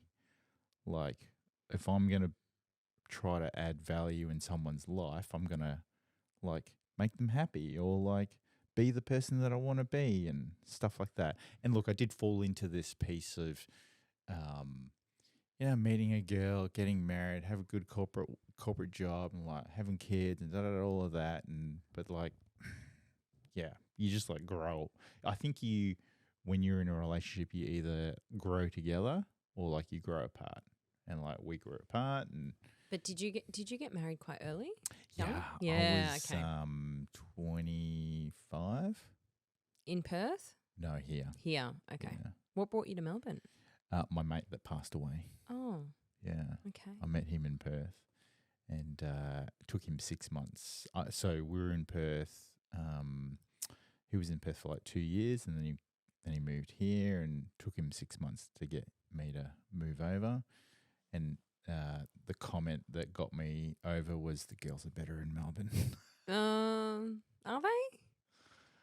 Well, it got me over. Okay, that's interesting that you say that, because when you think of, I mean, why am I saying otherwise? Like, I'm from Melbourne. You're from Melbourne. What am I saying? I'm just thinking of the beach blonde. Yeah, look, the beach is. There's a few Miss Universe Australia's. Yeah. Winners. But I also Perth. hadn't lived in a place that had 4 seasons. So I wanted to live in Melbourne because of the cold. Yeah, which not many people do, but I love autumn and spring the most. They are the best. Even just walking through the streets here and seeing the yellow and the burgundy leaves. Mm-hmm. That doesn't happen in Perth No. at all. No. It's summer and maybe a month of winter. Mm. So I love that. I love that as well, just because wearing T-shirt and shorts every day doesn't necessarily match my mood, my personality. Mm-hmm. I feel like I can express myself more through layering, and you can always take off the layers when you're cold. When you're hot, there's not much you can do apart from the beach. I know that everybody goes to the beach in Perth.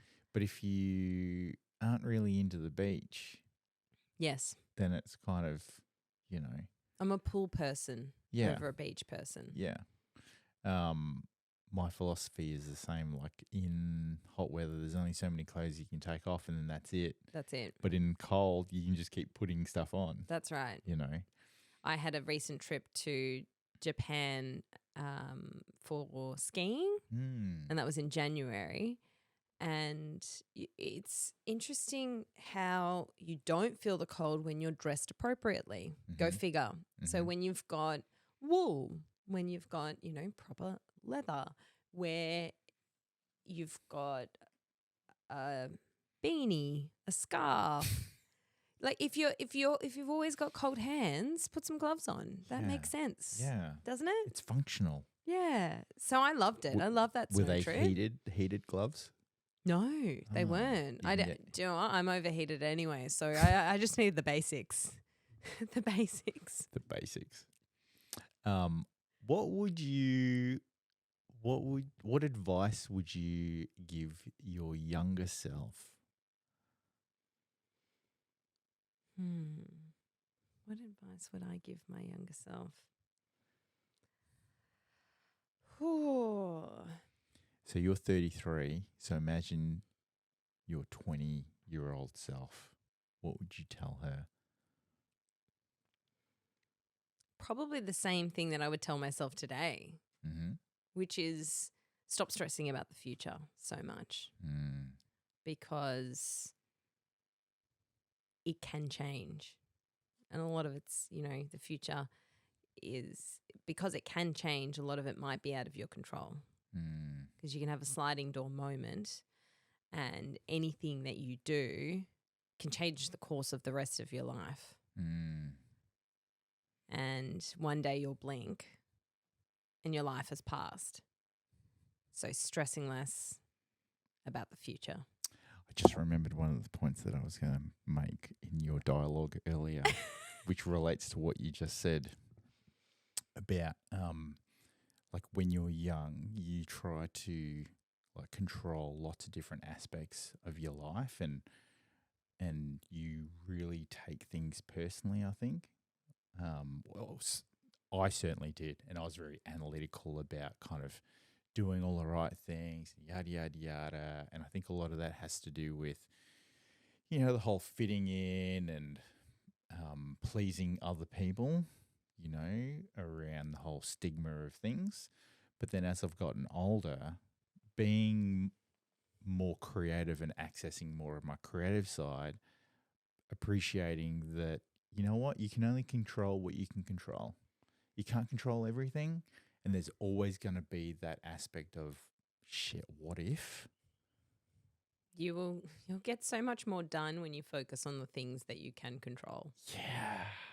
And there's this thing called the universe, and it like throws things at you that you may not think you deserve, or you may think that, holy shit, I can't believe that's happening to me now. And you just have to like run with it. Yeah. No, I agree completely.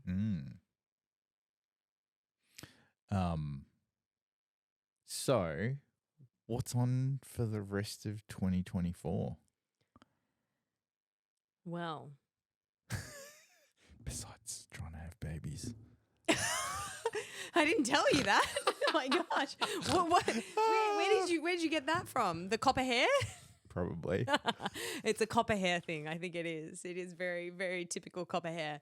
That would be amazing. I would love that in the future. Like, you know, getting married, starting a family. Yeah. My focus is more on my relationship this year.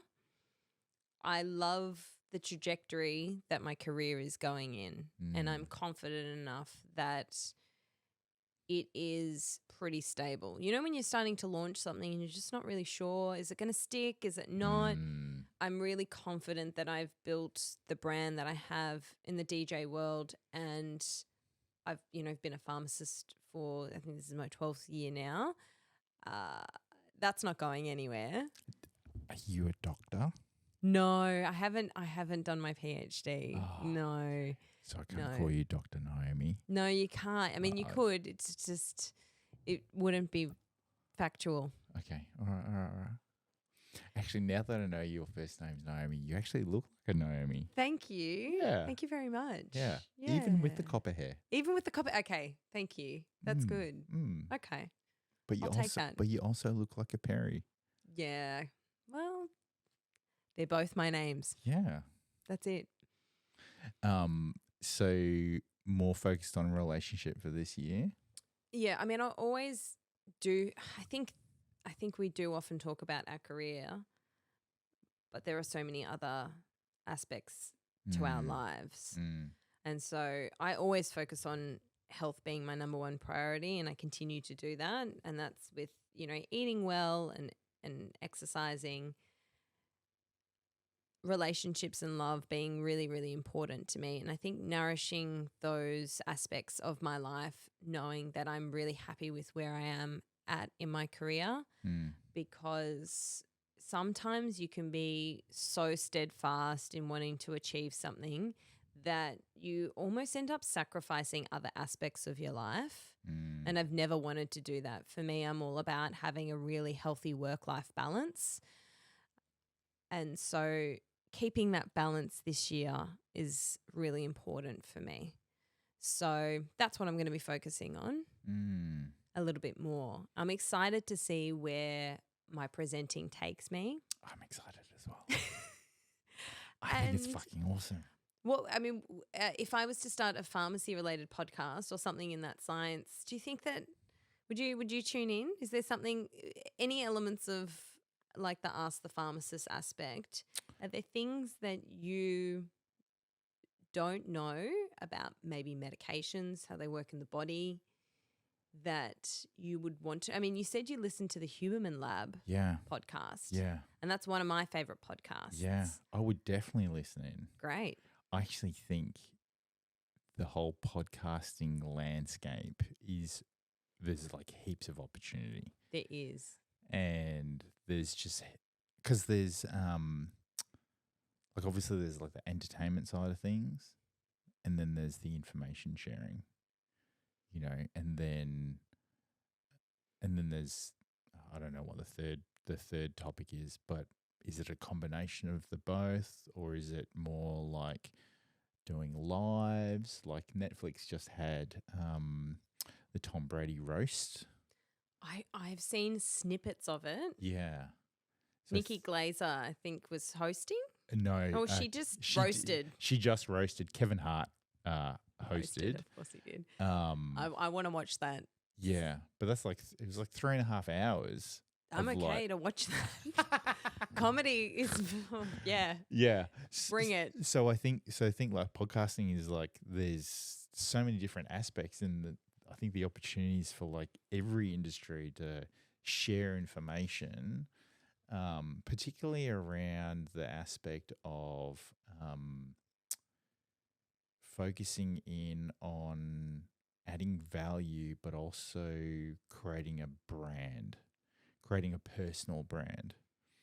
So with my photography, and I kind of deliberately did this, like I kind of just like organically fell into it, but the whole piece around putting myself online and doing videos of myself doing poses, or like, the BTS videos and like all that type of stuff, was all an aspect of showing people like who I am. And photographers would often just hide behind a photo that they've taken, or like an image for their business or whatever. But like if you show who you are, then people feel like they know you because you're inviting them in, right? I couldn't agree more. Oh no, you continue. Yeah, so I would often get people coming to like photo shoots saying, "Holy shit, you are exactly how you are online." And I'm like, "Yeah." Like I'm still doing the dorky stuff and like making people laugh because that's just me. And it's this authenticity, right? And so I think the value with a podcast is that you can be really authentic and you can build a community or build a following, and people will see you as experts in your industry. I love seeing the behind the scenes content of photographers Yeah. because you see the end product, Yeah. but a lot of the time, all of the background stuff in terms of setting up or in terms of capturing the right moment, and particularly in the wedding industry, there's other vendors as well that you're, interacting with, whether it's the videographer, the styling company, and working together as a team, and then the emotions of the bride and groom and any challenges that come with that. And so my favorite photographers are the ones that I get to see their behind the scenes. And similarly, I get a lot of people that love seeing some of that raw content about myself, because what I've noticed that what I portray online as DJ Perri Lee is a lot of the high moments, the end product, the super dressed up version of myself. And they haven't necessarily seen the early mornings, the hours that I spend downloading music, the meetings that I have with clients, the site inspections that I do for events. And the more that I have been showcasing that, you're exactly right, the more that people have been engaged and reach out saying, I had no idea that you did this. Or it's love hearing your tone of voice, because it brings that third dimension to your character and your brand. Exactly. And people want to know, and the interesting aspect is like in most industries, there's a lot of gatekeeping that goes on. Totally. There's a lot of gatekeeping because we're all trying to like compete against each other and all this type of stuff. And so the latest Joe Rogan podcast I listened to this morning, he was talking about how there are comics that will go on the road, and if one comic on their group is doing too good, they'll cut them off the tour, right? And his whole aspect was he doesn't understand why. Wouldn't you want the tour to be really great? And if you've got a friend that's on tour with you and they're killing it, like, wouldn't you want to like support them? Yeah. Right. And so for me, it was always like taking this opportunity to document stuff, but share how I do things, because I know, and you mentioned this before, I know that I have a formula, and that formula works well for me. And so photographers would always ask me, "Oh, we saw that behind the scenes, or we saw that technique that you were doing. Like, can you teach me how to do it?" Sure, I'll teach you. I'll teach. So I was like mentoring 5 photographers, and every single one of them was like, "Teach me how to take photos like you." And I'm like, I can teach you the techniques, but you're never going to take a photo like me, because you can't like replicate my formula. Exactly. Like, you can replicate parts of it, but not the part that is me, you know? You have to like create your own approach. You got to create your own formula. And sometimes it's just the feel, and you can't really describe the feel. And for me, it's the energy behind the decks that people say is uncanny. And it's just,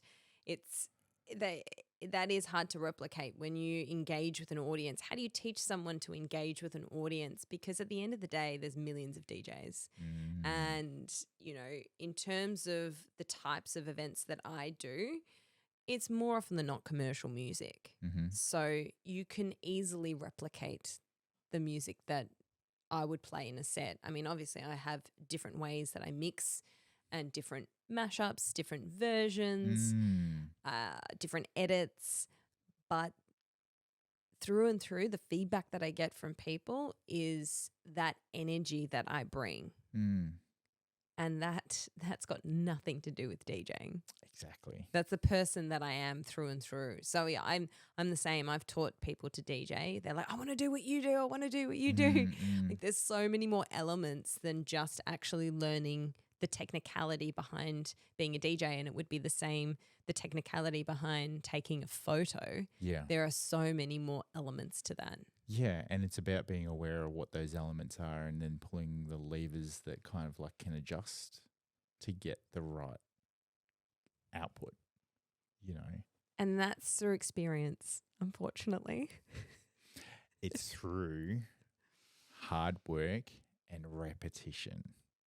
And lots of mistakes too. I think So people many don't talk about that. I mean, we're only human, right? I mean, I couldn't imagine in your world, like in terms of photography, the amount of mistakes that you've potentially made. And I'm talking in terms of the fact that we rely on technology, right? So things could potentially get deleted. I've had USBs not work. I've taken out the wrong USB mid-set. I've done it all. How did that happen? How did Grimes make the mistake that she made in her set at Coachella? Shit, man.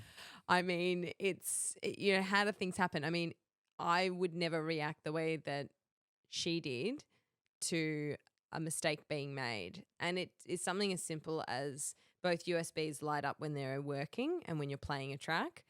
And it's only until you stop one of the track that you actually see the one that's actually playing. So both my tracks were playing. It's just that one that crowd could hear and the other one was the crowd couldn't hear, but it was still operating. And so I misjudged the USB that wasn't operating. Right. People who are DJs understand that completely. People who aren't, it's just in terms of the technology. It's quite visible. Yeah. I should have stopped the track that I mixed out of and then stopped the USB. One of those things. We all make mistakes. That's okay. Yeah. I mean, that's one of many mistakes. Yeah. I mean, you can easily press stop instead of start. Yeah. Or it's pretty funny. My outfits can sometimes be quite outrageous, and I get the comment, how do you actually DJ in these outfits? And I'm like, no, it's actually so easy.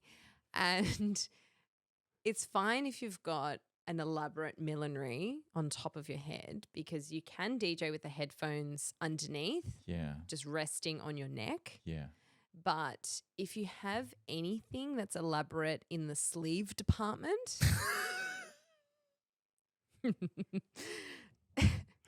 so where I'm going with this is that the controller at the bottom of the mixer that slides from one track to another, you can control that depending on historically it was used to help with people that did tricks with scratching. So and hip hop DJs use that crossfader a lot, and most people don't really touch it, so it's usually in the middle.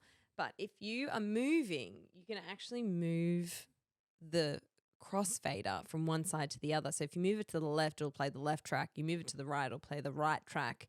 Now, if you don't have anything on the right track and your sleeve drags the crossfader to the right, it stops the music. So essentially it's wardrobe malfunction. Yeah. So you're saying that your sleeve kind of like dragged it. So if you've ever seen any event that I have DJ'd and there is this massive sleeve component, just know that your sweat glands are in overdrive from the stress. Correct. So I try not to do anything with the sleeve too much. I mean, you like roll it up. Yeah. Or like you have like those little bands that they used to wear in the banks. That just kind of keep them there, kind of like cufflinks. Yeah. Yeah. That's something that, a smart person would do. But for me, I'm all about the look.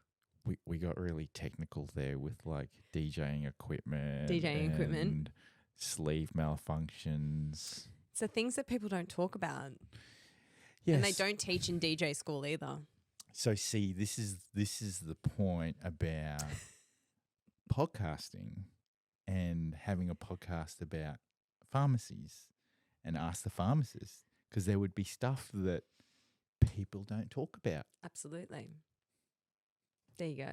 I don't know if I could do a mixture pharmacy DJ podcast. I think that would get confusing to the audience. Yeah. They'd wonder which yeah. episode they'd tune into.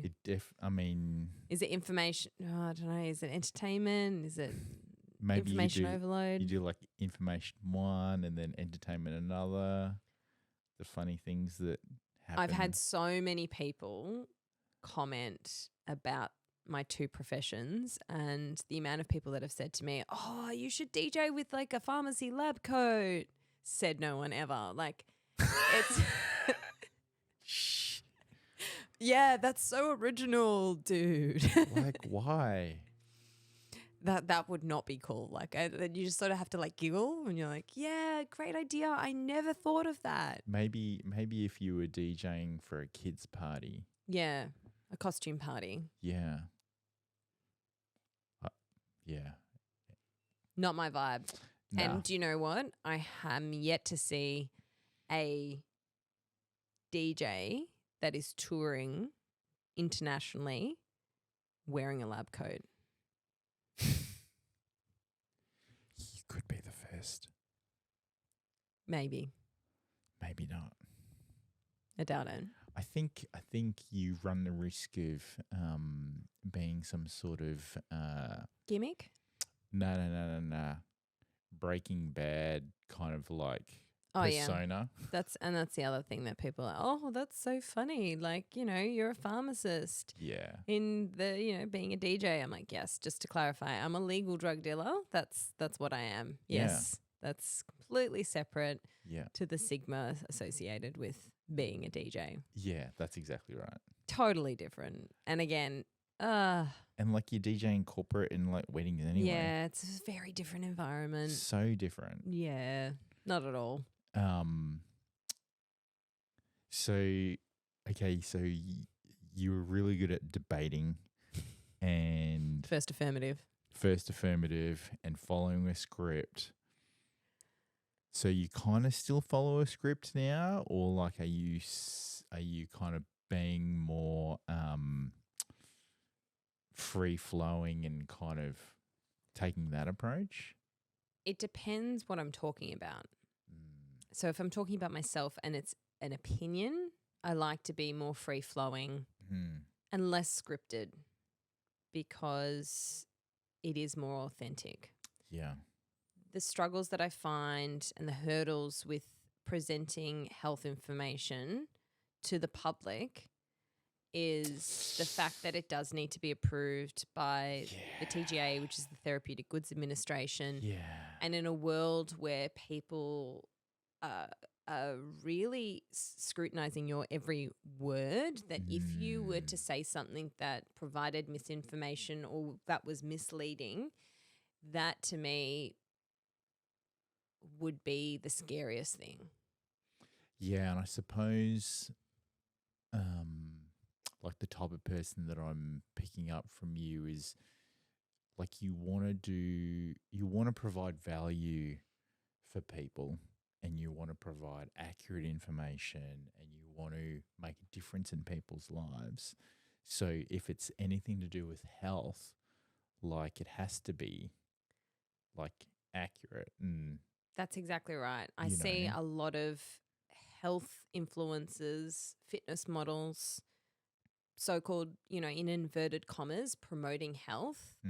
But where are they getting the evidence from? Often they're getting sponsored by a product. Yeah. And so there is another agenda to it. Yeah.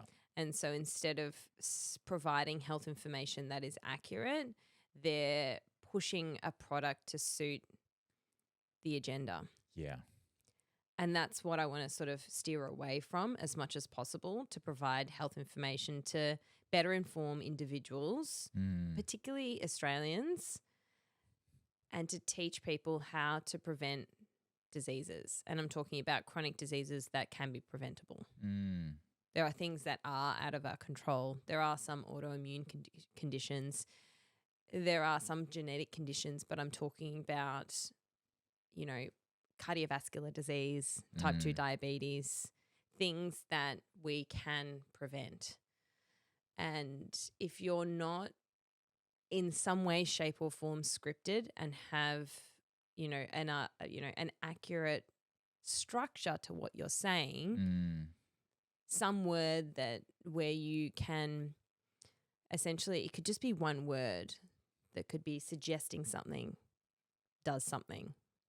And I say that like it could be it may cause rather than it does cause. And that can be something completely different because people will then be like, oh, well, the pharmacist said that. Then I'm going to take her word for gospel.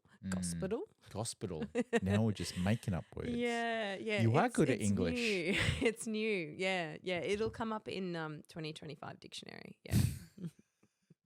Urban Dictionary. Urban Dictionary. Not Weber's. So they're one of the hurdles that I have to, overcome at some point and figure out how to navigate through that while, you want to provide factual information, but you also want to be relaxed and provide, information that's to the lay person without medical jargon and be relaxed about it because I listen to some podcasts that provide health information and it can get overwhelming, even as a pharmacist that understands all of the medical jargon. To me, as a listener, I think sometimes it is a little bit too technical. There's a fine balance. Yeah, and it's this aspect of, again, how do you add value, but is also received in a way that people can take that information on and use it to their advantage to progress themselves. Yeah. It would be very hard. And I guess with what you've told me about being a pharmacist, it is that quality control and cross-checking and making sure things are all right with the doctor and the combinations with all these other things. So essentially being a presenter in that field, you have to be this quality component, making sure that you're giving out accurate information and all of that. It is very strictly regulated, and Australia do have more conservative views on how advertising and marketing in the health space differs to the rest of the world. And when I say the rest of the world, I'm talking about America. If you go to America and you turn on the TV and you have a look at any advertisement, they're able to advertise any product, any prescription medication without a care in the world. There are no regulations, and that, for me, I would prefer to obviously live in Australia because then you're almost promoting a prescription medication that you may not need. It's advertising hey, have you ever thought of taking this prescription medication? And then they start to list all the side effects. Yeah, sure. It's really bizarre. It's crazy. I think there is a balance though, because you want to better educate the public so they can make informed decisions about their own health, but you don't want to be pushing a product and endorsing a product unnecessarily. And there's that ethical component as well. Especially if there's no evidence, or if they're just doing it from a business point of view to increase revenue. That's right. Absolutely. And not really and then not really actually giving a shit about who's actually taking it. Totally. Which isn't that the whole point of why they came up with that medication? To provide a better quality of life for an individual as opposed to just making money. Yeah. And it might be something as simple as just raising awareness to different health conditions as well. And I've used antibiotics as an example because we have a lot of highly resistant strains worldwide, and we're not developing antibiotics as quickly as we're developing resistance against the strains. And whether that's viral, whether that's bacterial, whether that's fungal, and the inappropriate use of antibiotics is seen a lot overseas where they don't have high regulations on prescribing. And so you can get some really broad spectrum antibiotics. And what I mean by that is these antibiotics that kill all the bugs, like just to use layman's terms. But then if it's prescribed incorrectly, that's when the resistance occurs. And so that's how it's developing in other countries. And raising awareness of something as simple as not prescribing antibiotics when you have the common cold.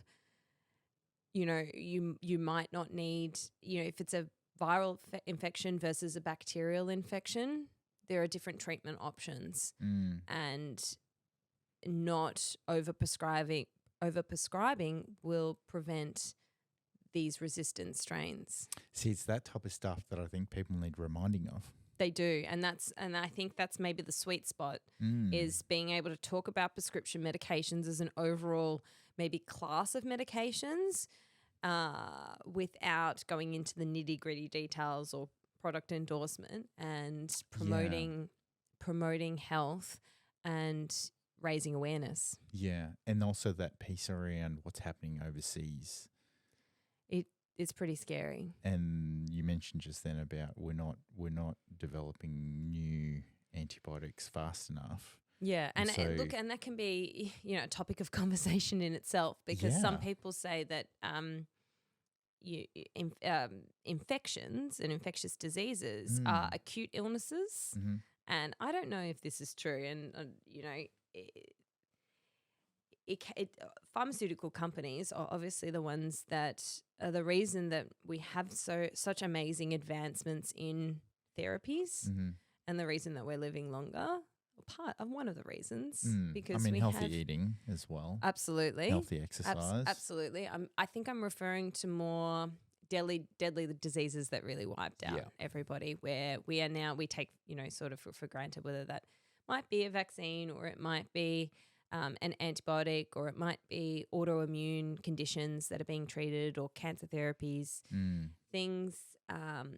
That's what I'm referring to in terms of advancements in therapies, not medications to treat chronic conditions like high blood pressure or type 2 diabetes that are preventable. And so now I've lost my train of thought of what I'm talking about. Increase awareness. Increasing awareness. Oh, gosh. So where was I? Topics of conversation, like I think, you know, this piece around, because I mentioned not making new antibiotics like fast enough.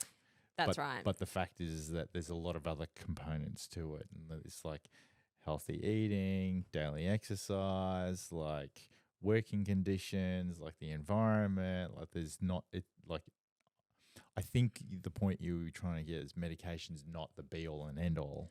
Well, it was actually to talk about pharmaceutical companies, but not more in the sense that, like, why don't we have new antibiotics coming out? And because it's an acute illness rather than a chronic illness, some people may say, like, a pharmaceutical company might think of the dollar signs for a chronic illness, and treating a chronic illness is their priority over an acute illness. Gotcha. Because if you've got an infection and then you take an antibiotic, then you're better and you don't need to take it anymore.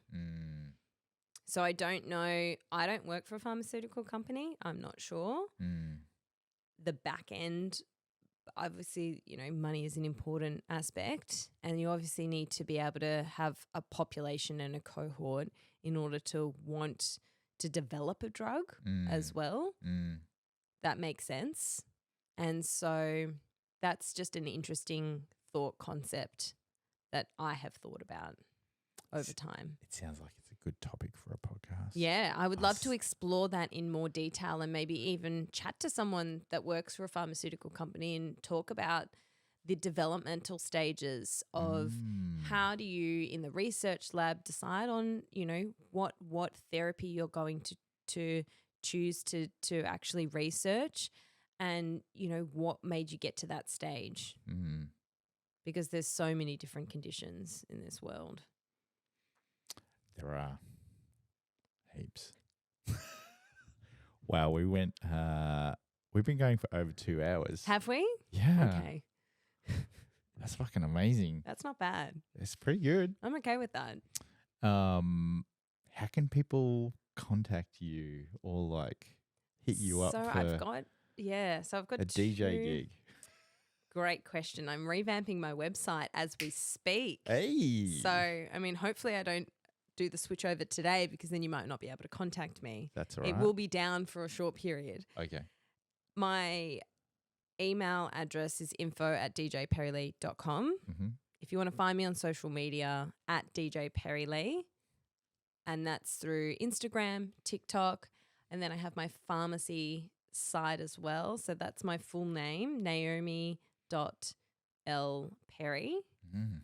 And that's got a little bit more of an insight into my lifestyle in terms of fitness, in terms of healthy cooking and eating, and some of the segments on the House of Wellness. Yeah, awesome. So I do split them.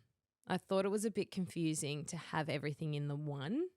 And from a branding perspective, it didn't make sense to me. From a branding perspective, keeping them separate is better, I think. Yeah. Yeah. Well, thank you so much for coming. Thank you for having me. Sit down. Oh, we need to take a selfie. We do. Hang on, let me. Oh. Here. Thank you. Have a lovely afternoon. I will.